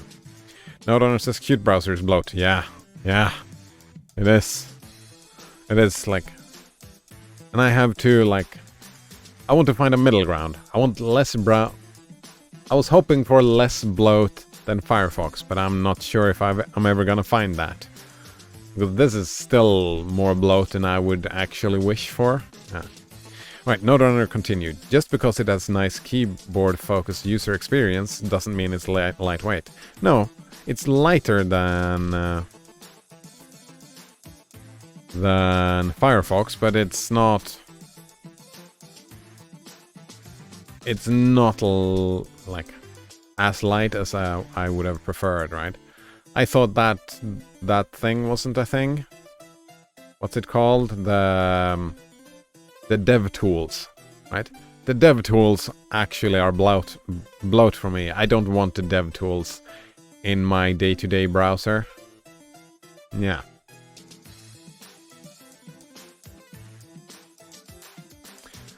Well, I might need, if I need to edit the CSS, then I do need it, but I would like not to have it. See, even Surf isn't lightweight. It uses WebKit, kind of like DWM. It's just a window manager, but you have to use X under the hood. Bloat is everywhere. Yep, bloat is everywhere. I'm curious, is Wayland bloat? Yeah, but that was my problem with DWM as well, right? I wonder, is Gecko bloat? I don't know. Blasphemous says, thanks for the dev tools that don't help me edit the CSS, cause for some reason you won't let me. Oh, it doesn't even work that way. Node owner says, at some point you need to stop worrying and just use your computer. Oh yeah, I do that all the time. I stop worrying all the time. And then I go back to work. Like, I don't even know if worrying is the word for me. I don't really worry about it. It's just, I'm like a little kid. I want the thing. I want it. Yeah. Yeah. Rather than worry. Yeah. Yeah.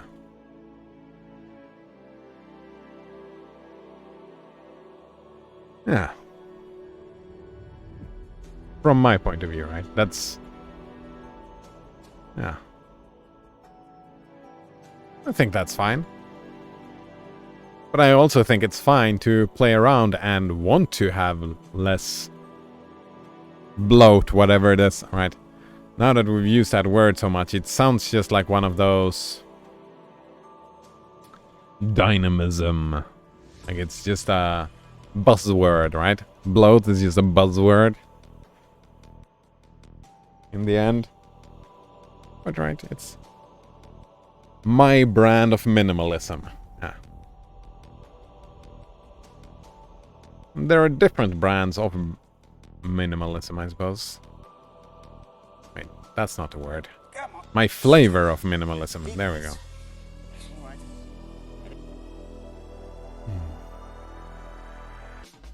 Blasphemous says, I want to use everything in my terminal that I can. I enjoy doing that. And I'm pretty sure that the YouTube CC problem that I had was the heat, because I was using, I started using YouTube CC again yesterday because I finally got MPV working on the Nix machine. Oh man, it took days to get MPV working. So frustrated. Oh man, I was so pissed. It was so frustrating. But oh, anyway. That I do enjoy using from there. Not on SS. I think Wayland is not bloated. Probably not, right? Because bloat is something that happens over time. Right? Old stuff and then new ideas. I don't know.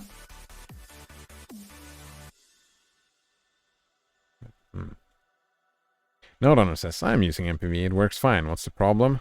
It's fucking Nvidia. Nvidia is the problem. Nvidia is always the fucking problem. I hate Nvidia.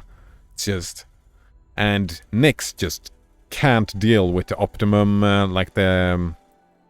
You know, you remember we talked about that package.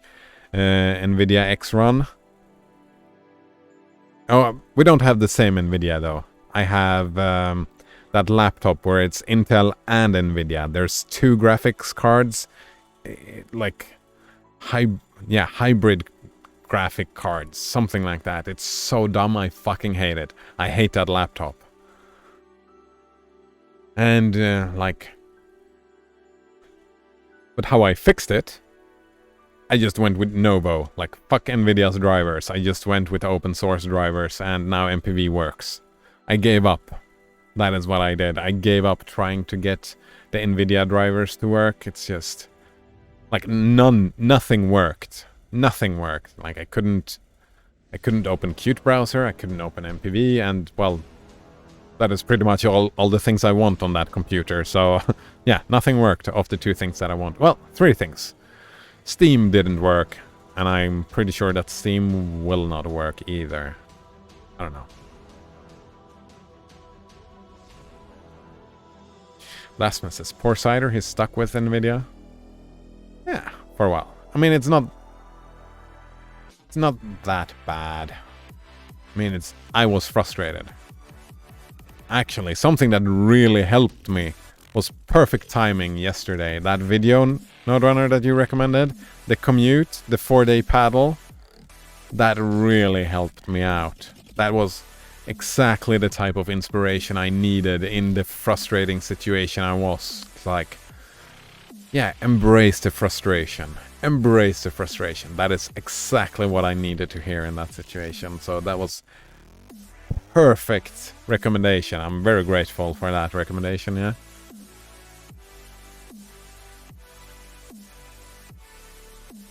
It's just lined up perfectly. Oh, a hybrid? You're saving the planet though. No, it's not a hybrid car, a hybrid graphics card. So AMD all the way into the future, like Nvidia never fucking again. And that's like... But that's a second-hand laptop as well, right? I got it from my brother, second-hand laptop, so like, beggars can't be choosers. Or should not be. Like, beggars can be choosers, of course they can. Beggars shouldn't be choosers, I guess. 8 years from now? Actually, I was considering that. I need... That's the laptop we're talking about. I'm probably buying a new laptop in 3 years. Hoping. Well, soon, actually, soon. I'm hoping to buy a laptop soon. Right, we'll see how life looks in a year. If I'm still I still don't have a stable foundation, then no laptop. But if I do have a stable foundation, then maybe in a couple of years I can buy a new laptop. Note says I have a laptop with AMD, it's fine, yeah. That's the plan. Have a laptop with AMD, it's gonna be fine. It's not gonna be like...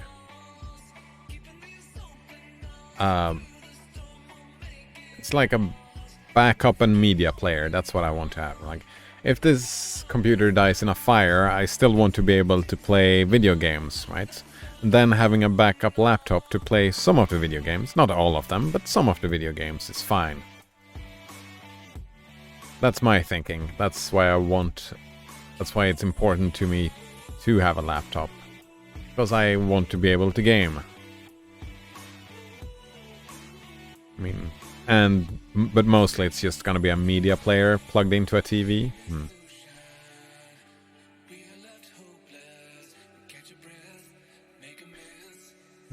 Blasphemous says, I wouldn't mind finding one of those refurbished ThinkPads for cheap. Yeah, I have been considering that as well. Actually, I have a lot of cheap machines staying around, so I'm not in a hurry. It's just a backup. Get insurance? Renter's insurance. Wait, renter's insurance? What is a renter's insurance? Oh, man, insurance is such a thing. Oh, man. I mean, I think I'm pretty insured, but I think I only have insurance for, like, essential things. And, I don't know, maybe I should get insurance. Could get some money first, I suppose.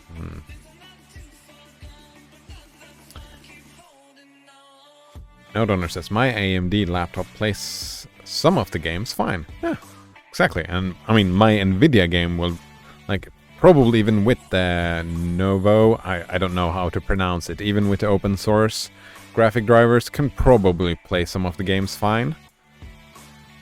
That's my thinking. Probably, maybe, I don't know.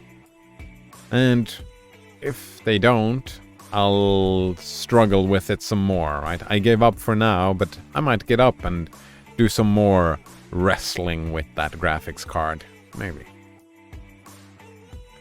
Note says, can you get insurance in case your insurance fuck you over by denying your claim? In my mind, insurance, like... I thought about that the other day. Like, insurance... I think insurance, like, as an idea, it's not a bad idea. It's just the implementation is fucking terrible. Right? But it's actually in regards to thinking to this article about the self-reliance thing.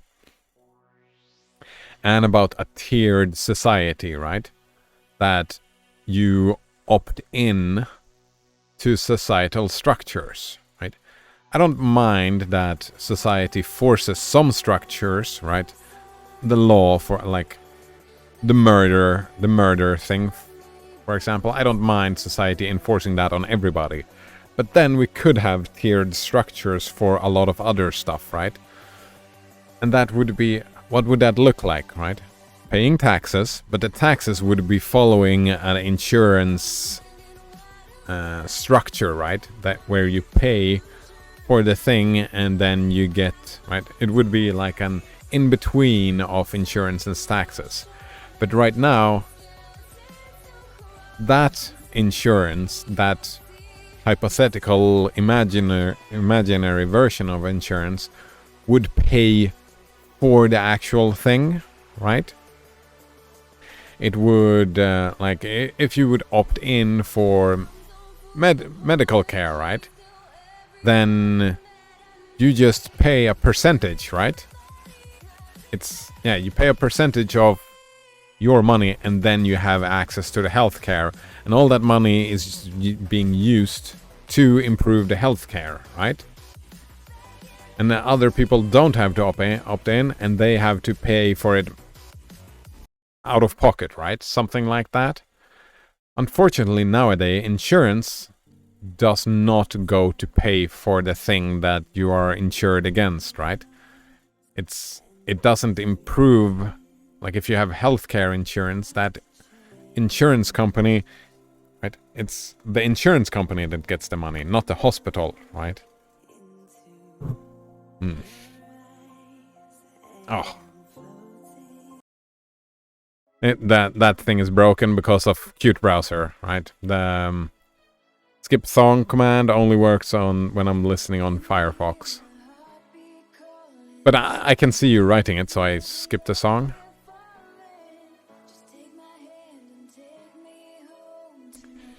Nodon says Nouveau sucks. It's so slow, so slow. Yes. That is what I hear. I've actually never played around with it before, so I'm gonna try living with it until the next time I feel like wrestling.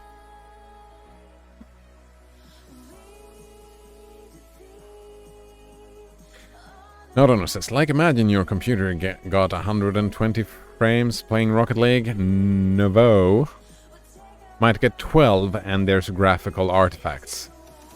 That sounds super fucking gross, yeah.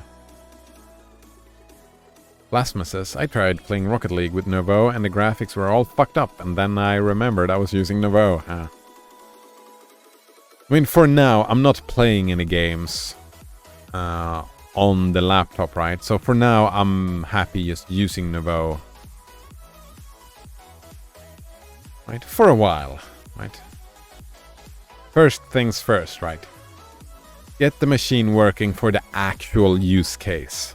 And then do the other stuff, right? And then try to fix the other stuff, which is Nix is pretty good for that, right? Because you can just make a completely different system and then roll back, right? Nix is good for that type of experimentation, I think. When you go in and mix with the graphics card, it would, I think, switching between Nouveau and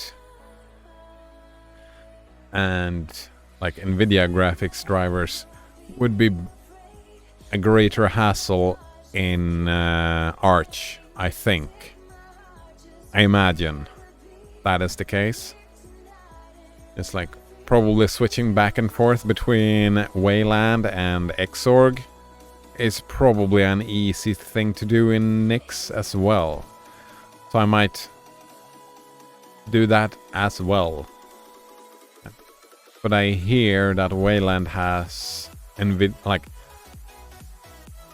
I hear words of warning with NVIDIA and Wayland together, which does not bode well, right? It does not bode well for me.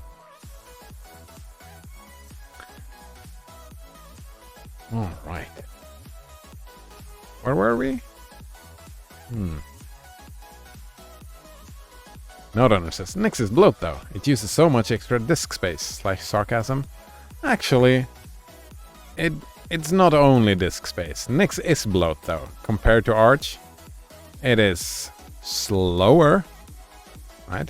It's slower to boot. It's slower. It's more sluggish. That has bothered me a little bit. It might just be my settings, but it's the clean install of Nix is way more bloated than the clean install of Arch, and there's a lot of opt-out stuff that I'm not even aware of or how to opt out of in Nix.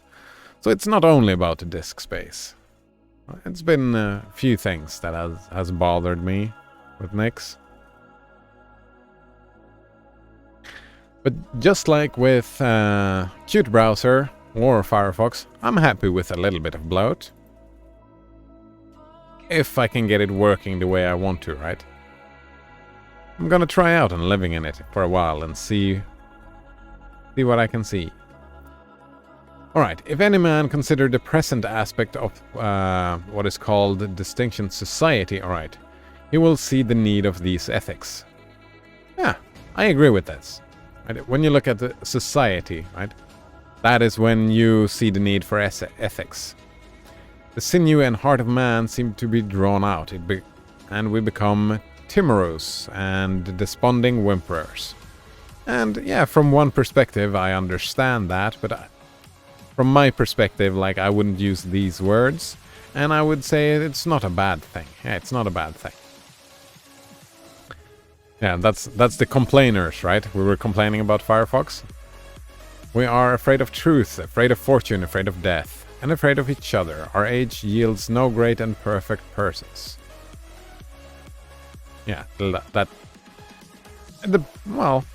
it depends on your definition of these things. But in my definitions, there are great people, but no perfect people. Node says maybe it's sluggish because you're using Nouveau. No. It was sluggish when I was using NVIDIA. Ah. It was sluggish. Well, sluggish it's a harsh word. That's not really it. It's just... it takes time. Yeah, it was even before opening up a window manager. It felt slower than Arch. Yeah, even before the window manager. Right. But it was kind of the boot, right? First the boot took a long time. And then after the boot was like, and I tried to log in, it's not snappy. It's like I have to wait, right? I write my username, I press enter, and then I have to wait. I can't start typing my password immediately. I have to wait, and then I type my password, and then I press enter, and then I have to wait for a little while. And then I do the other thing, and I have to just a tiny, noticeable bit. It's a little bit slower, and I can be fine with that, maybe. Blasphemous says lol? Wait. Lol what?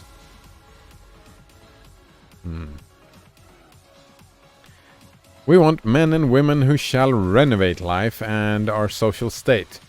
But we see that most natures are insolvent, cannot satisfy their own wants, have no ambition out of all proportion to their practical force, and do lean and beg day and night continually.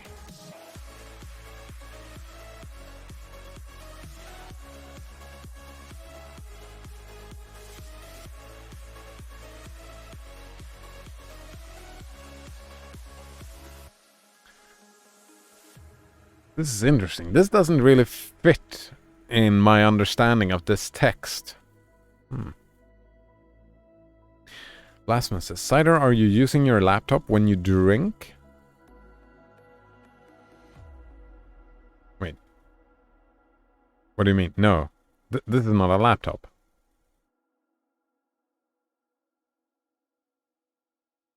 I am... confused. What do you mean? I mean...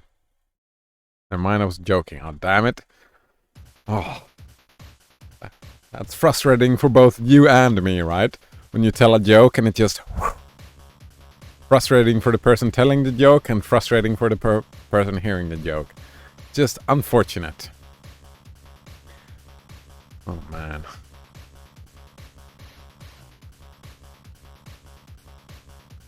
Unless, right?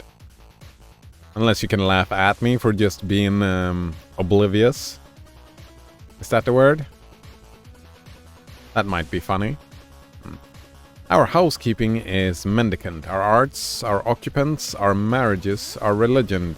We have not chosen, but society has chosen for us. We are parlor soldiers. We shun the rugged battle of fate, where strength is born.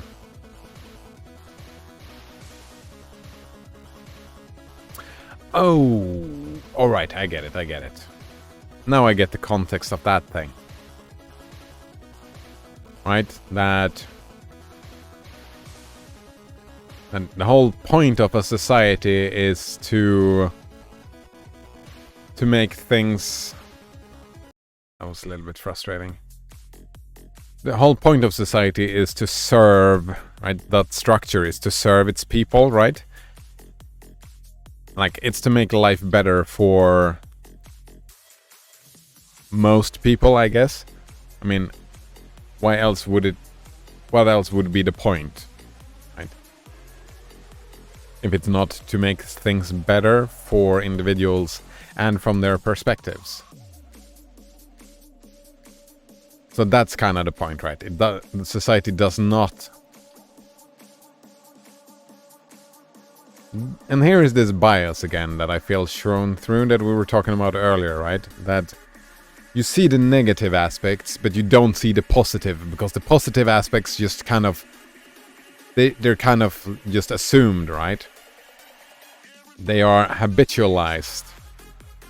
And you notice things out of the ordinary, or things that doesn't really work the way you want. Those are the things that you notice, right? That... I disagree, right? There's a lot of bits of society that does satisfy needs. Just like plumbing. Plumbing is great, for example. Right? If society did not have plumbing, that would be a huge fucking issue and people would talk about it all the time, right? Oh, like... That's terrible. But when we have plumbing, we're just content with the plumbing. But it's one of those things that it is easy to get blinded by, right? Blinded by habitual satisfaction.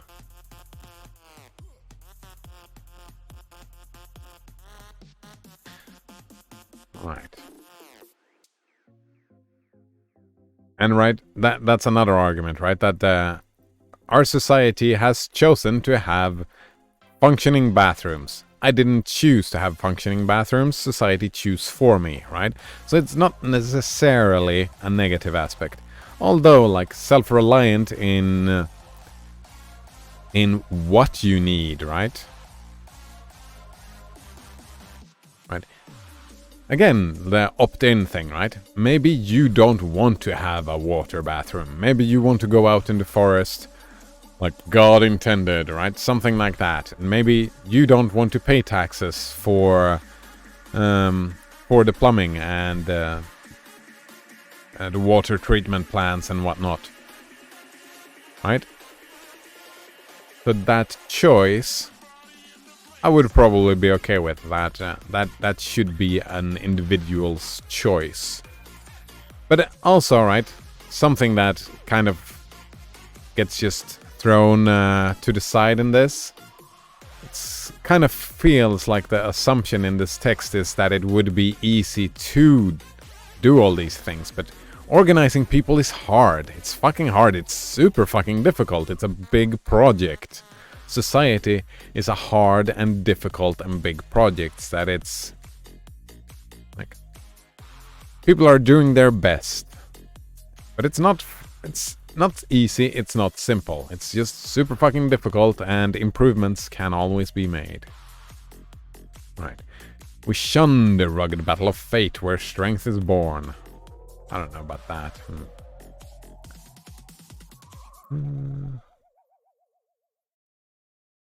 Blasphemous says, if society did not have plumbing, would we ever know that we missed it? I guess not, right? Well, I suppose, right? You can imagine stuff that you would want. Oh. NVDYUs? And how do you pronounce that? NVDY. Do it. No. Deus. NVDeus. Sorry about that. Hey boss, how's it going? And yeah, it's going fine. We're having a good time. Like Invidious? Oh, Invidious. Oh, like the homepage. There we go. Thanks. Thanks, Blasphemous and Invidious. Nice to see you. How are you doing? All right. Let's see. Wasn't plumbing not necessary until society? It's not necessary.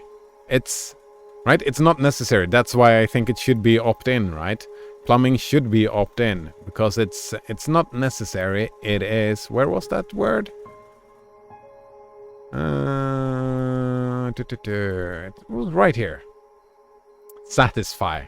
It is satisfactory for a lot of people to have plumbing and bathrooms. I for sure as shit like it.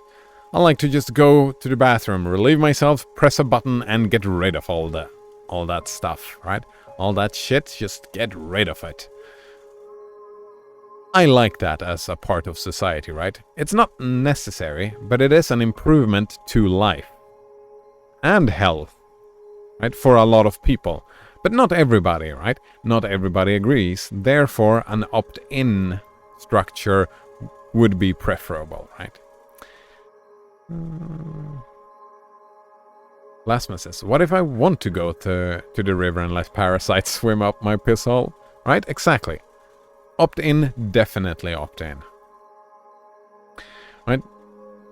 I would have to say that something that would not be opt-in is public spaces. Like there are places where it is not okay to relieve yourself. Right? Like in a park in a city, for example, that would not be okay. But if you live in a city, you have kind of opted into big parts of society anyway, right? If you want to opt out of a lot of things from society, you would have to move away from cities and more out to nature, right? So you wouldn't probably have that problem, like today even, you wouldn't have the problem. The only problem is that you would still need to pay taxes, and that is where the crux is, right? You should not have to pay taxes if you don't want to utilize that system. Alright. Nvidia says, got drunk, drinking some ciders. Nice. Searched cider and found myself here. Nice. Quite the rabbit hole. Nice. Yeah, that's... I used to get drunk on ciders a lot. That's where the name comes from. Right, it was... I don't know if you've seen that film, Dude, Where's My Car? They got those nicknames, Smokey McPot and whatnot. And we were watching that movie and getting drunk, drinking ciders, and someone gave me that nickname. Cider McDread, and then it stuck. Yeah. What ciders are you drinking? My favorite is the Irish Bulmers version. It might be called Magners. Somewhere it's called Bulmers, and somewhere it's called Magners. I don't quite know why that is, but in Ireland it was called Bulmers. I really like that. NodeOwner says, most Linux distros perform almost exactly the same. Have you thought maybe there's a misconfiguration issue? Definitely. Definitely thinking it's a misconfiguration issue. That's why I'm saying, right? That's why I'm calling it bloat. Because it was the stock installation, right? Right? It's like the same thing, right? The boot up time that it's taking like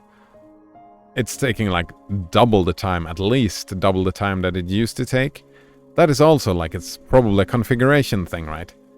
It's starting up a lot of stuff that I did not have on Arch. Stuff that I did not need on Arch. That I kind of feel like I don't need on Nix. That's kind of why I felt it's bloat. But definitely misconfiguration, right? It's something that I can change. That's the whole benefit, right? That's what it's gonna take me months to learn now, right? Because Nix is a completely new system and I'm slow, so it's gonna take a while. But hopefully I'll get to a place where I'm just happy. Yeah. And even if it's a little extra sluggish, maybe the pros benefits that extra slugginess, right? If it's just a little bit of slugginess. Blasphemous says, I don't think plumbing is necessary when people are more spread out. When you pile them on top of each other, you kind of need to. Yeah. Urbanization, right? That's what I was saying, right? If you live in a city, then you're kind of in that opt-in situation. But again, right? That's... Some people like to live in urban areas, some people don't, right? And just like we've been saying all over, it should be opt-in, right? It should be opt-in living in a city and having plumbing. Or it should be yeah. The best society is, in my mind, is a society where you have the choice, right? Going either way. And not forced, like not having plumbing forced upon you. Or not having a spread out societal structure, right? Forced upon you, right? Both things should be available to the people, in my opinion, anyway. That's where I come in. That's where my opinions land. Nvidia says, just be like India, shit everywhere. Oh, that sounds like I wouldn't want that, right? I wouldn't want to live in that situation. I wouldn't want that forced upon me, right? Just like there's a lot of parts of society that people don't want thrust upon them, right? Society has chosen for us. And that's the argument from this. That's the understanding I get from this text, right? That this text is written from a very, very far out there part where that don't have anything thrust upon you and reject all the things that gets thrust upon you. Like the whole text seems to take that extreme view and kind of look at society from that lens. A lot of stuff I don't agree with, but what I do agree with is that chosen for us thing. That is very like if I want to drag something beneficial out of this, that is the thing. Yeah. Blasphemous imagines that shit everywhere. Some of my neighbors rarely take out their trash before it starts smelling. Some of them leave their trash in front of their door for everyone to smell. I'd imagine they'd do the same with a bucket of shit. Yeah, right. That's why I'm talking about like some kind of tiered society, right? Some places that shit won't stand, right? That would not be acceptable, and in others it is. Right? Like if you live in a city, right, a big city, there will be smell from trash, probably. And maybe other cities it won't. Nodon says, have you ever heard of Clear OS? I'm bad at name, but it rings a bell. It's the fastest Linux distro, benchmarked by Oronix. I've tried it before, it was the fastest boot up ever. Is that one of those that just loads the entire thing into RAM? Clear OS? One of those things? Right. Yeah, but we might have talked about it earlier, because I know we've talked about more minimalist distros. Right? Because I was kind of saying from my point of view, right? And it was from my point of view that Arch was a minimalist distro. My perspective has shifted. But I remember us talking about more minimalist distros, right? I don't remember the names of them, but there are some that I would be maybe interested in try, but that would be more like an experiment rather than actually trying a daily driver. Nodonor says, I've been using both Arch and NixOS for years, and I've never noticed any performance differences. Nice. Yeah. You haven't had as shitty computers as I have, I suppose. Yeah. Like, my computers are trash, right? But it becomes noticeable because the computer is trash. If I would try it on this computer, I would probably not notice any difference, right? Probably not. Blasphemous, how do you feel about when they try to force electricity and plumbing on people living in the middle of nowhere? Exactly the same, right? Opt in. That would be my opinion, right? Having that being opt in stuff.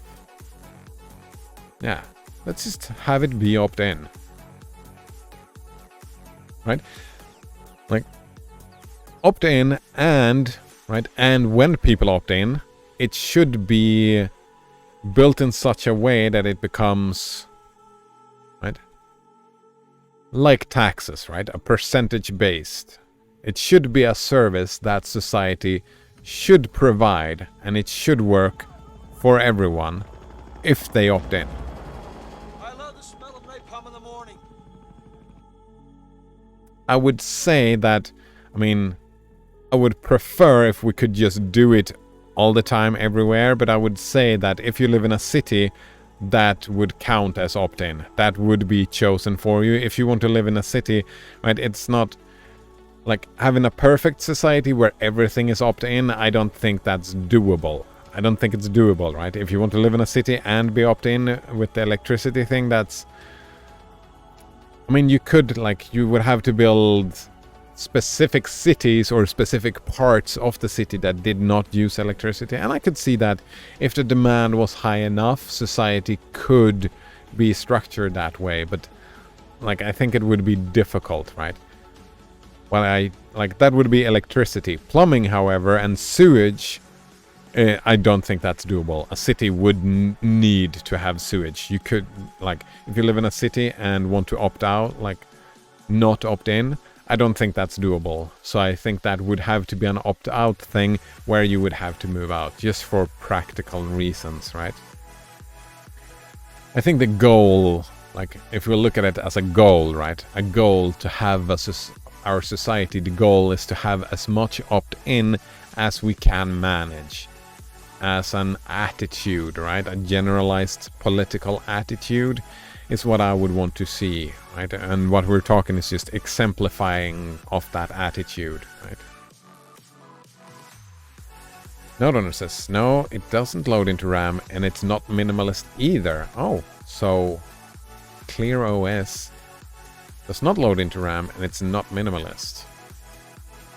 Right, I'm a little bit interested, so I'm just gonna... Actually, if we can remind and talk about that later. Actually, I can just open...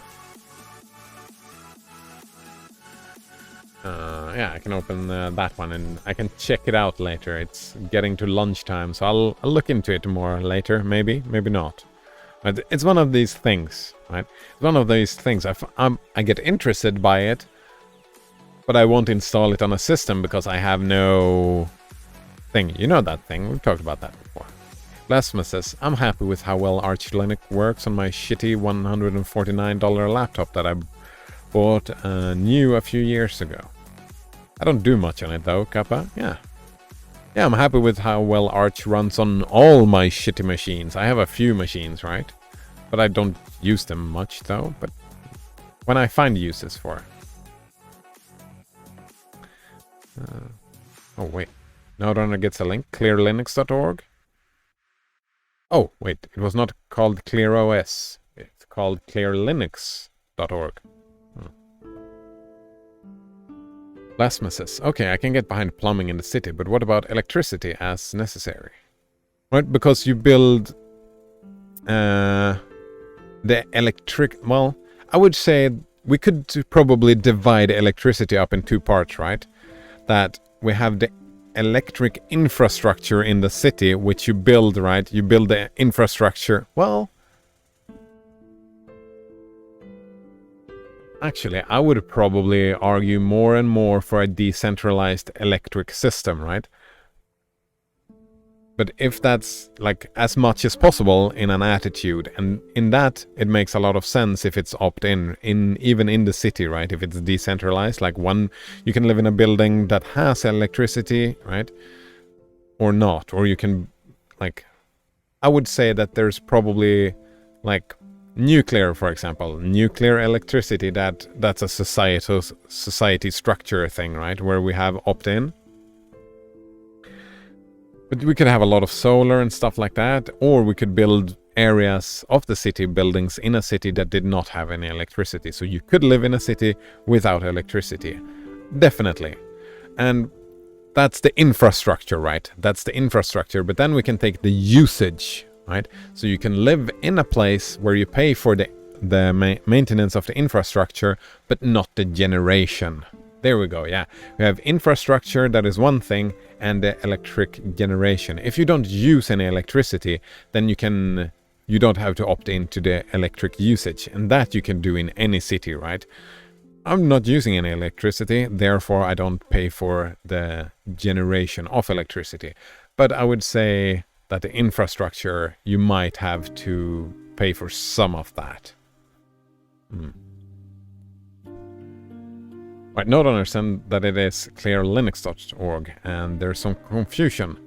ClearOS is not actually the name, it's ClearLinux. ClearOS is something else. Alright.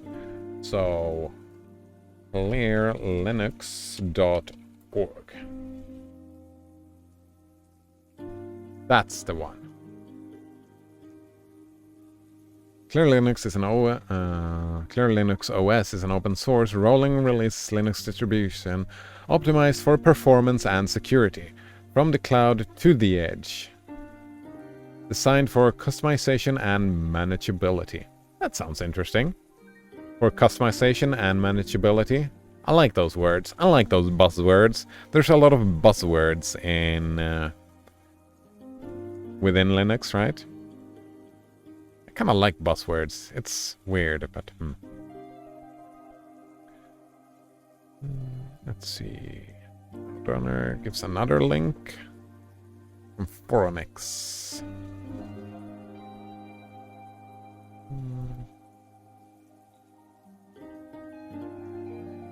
Alright, they're testing stuff.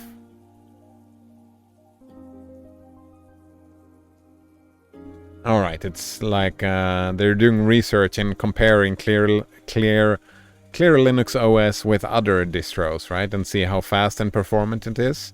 That sounds interesting.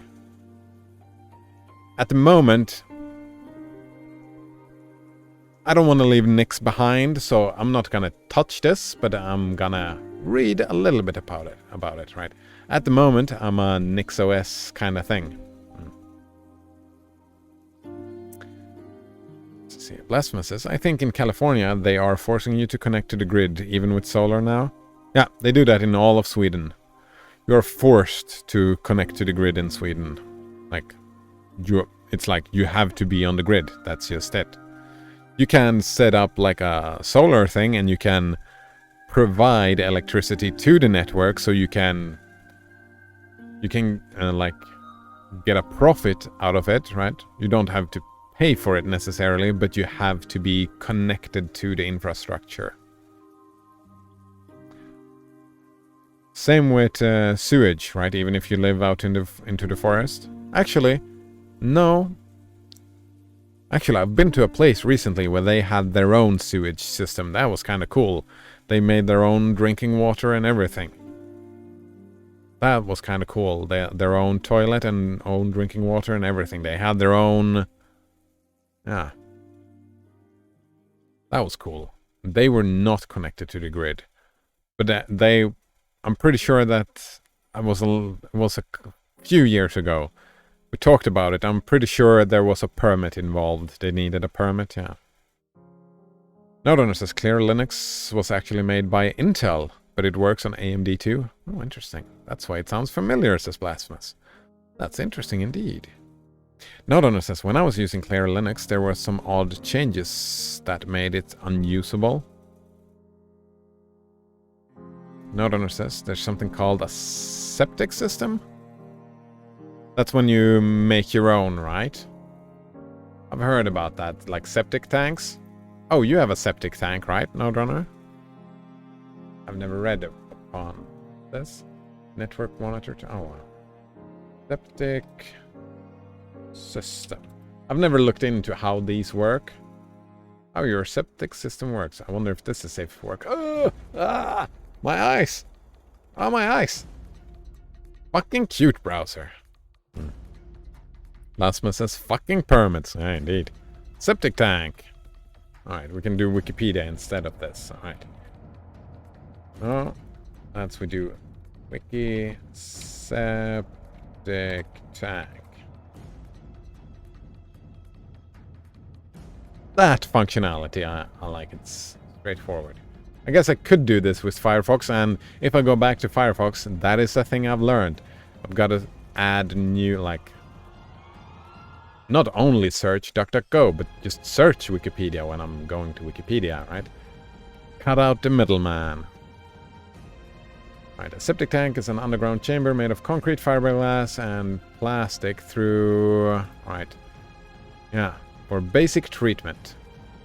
Settling anaerobic process reduces solids and organics, but the treatment efficiency is only moderate, referred to as primary treatment. Septic tank.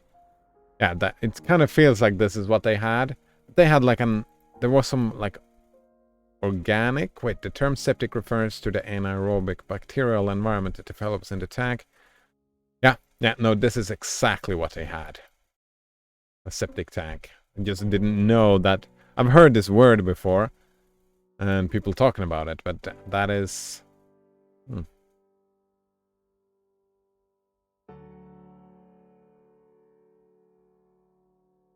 Vacuum truck? Well, maybe. They had something like this. Maybe not, right? I'm not confident in how these things work, but I remember they were talking about there are bacterial stuff. So I'm assuming it was a septic tank. And I kinda remember seeing these two, there were two green holes like this. But it was placed in such a way that like it would be fucking annoying to get a vacuum truck in there. Maybe my mind is just playing tricks on me. Lasma says, I feel like that is Cider's most used site. He could replace it with wiki curses. I tried wiki curses, but I don't like curses applications. Yeah. Generally, I don't like that. I tried it out, but it wasn't for me. I think it was you who recommended it last time as well. And then I tried it out and just felt that it wasn't for me. On stream, definitely it's been one of the most. Well, the chat. The chat is the most used site, I suppose. And DuckDuckGo, right? And then Wikipedia, definitely, right? I really like Wikipedia. It's my favorite webpage on the whole of internet. I think it's one of the greatest stuff, like the greatest software and like just things created for a long time ago, right? One could argue it was created by Douglas Adams. It wasn't, but... Lasman says, well, there are other ones. There are, yeah. DDGR? DDGR? What's that? Alright. DDGR? DuckDuckGo from the terminal? Oh, right. Ooh, that would be a thing, though. That would be a thing. That's very Unix-like, right? I was thinking of... I don't know, but since I'm in the mood for testing browsers, right?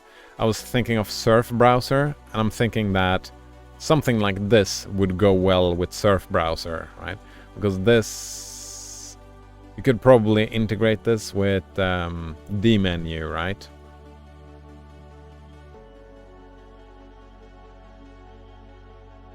Somehow?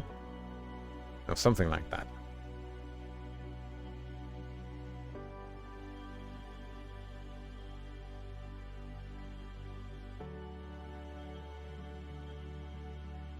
Yeah. Could do tabs in i3 as well, I suppose. There's so many approaches. It's It's a little bit overwhelming. There are so many approaches to surfing the web. Right? So many approaches. Node owner says, why not give Internet Explorer for Unix a try? Like, no? I don't think so. Wait, Internet Explorer for Unix? Didn't they change the name? Or is that... What is that?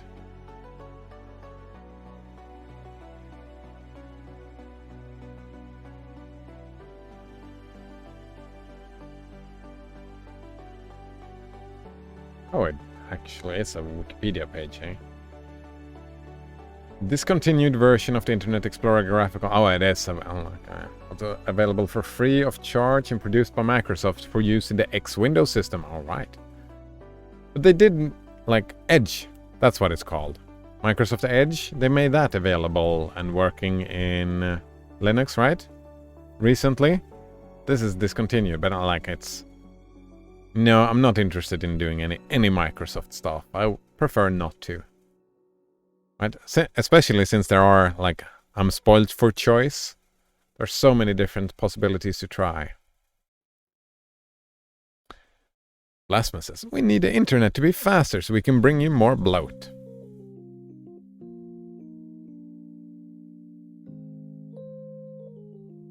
I mean, not only. I like a fast internet. I like stuff to be snappy. I don't know.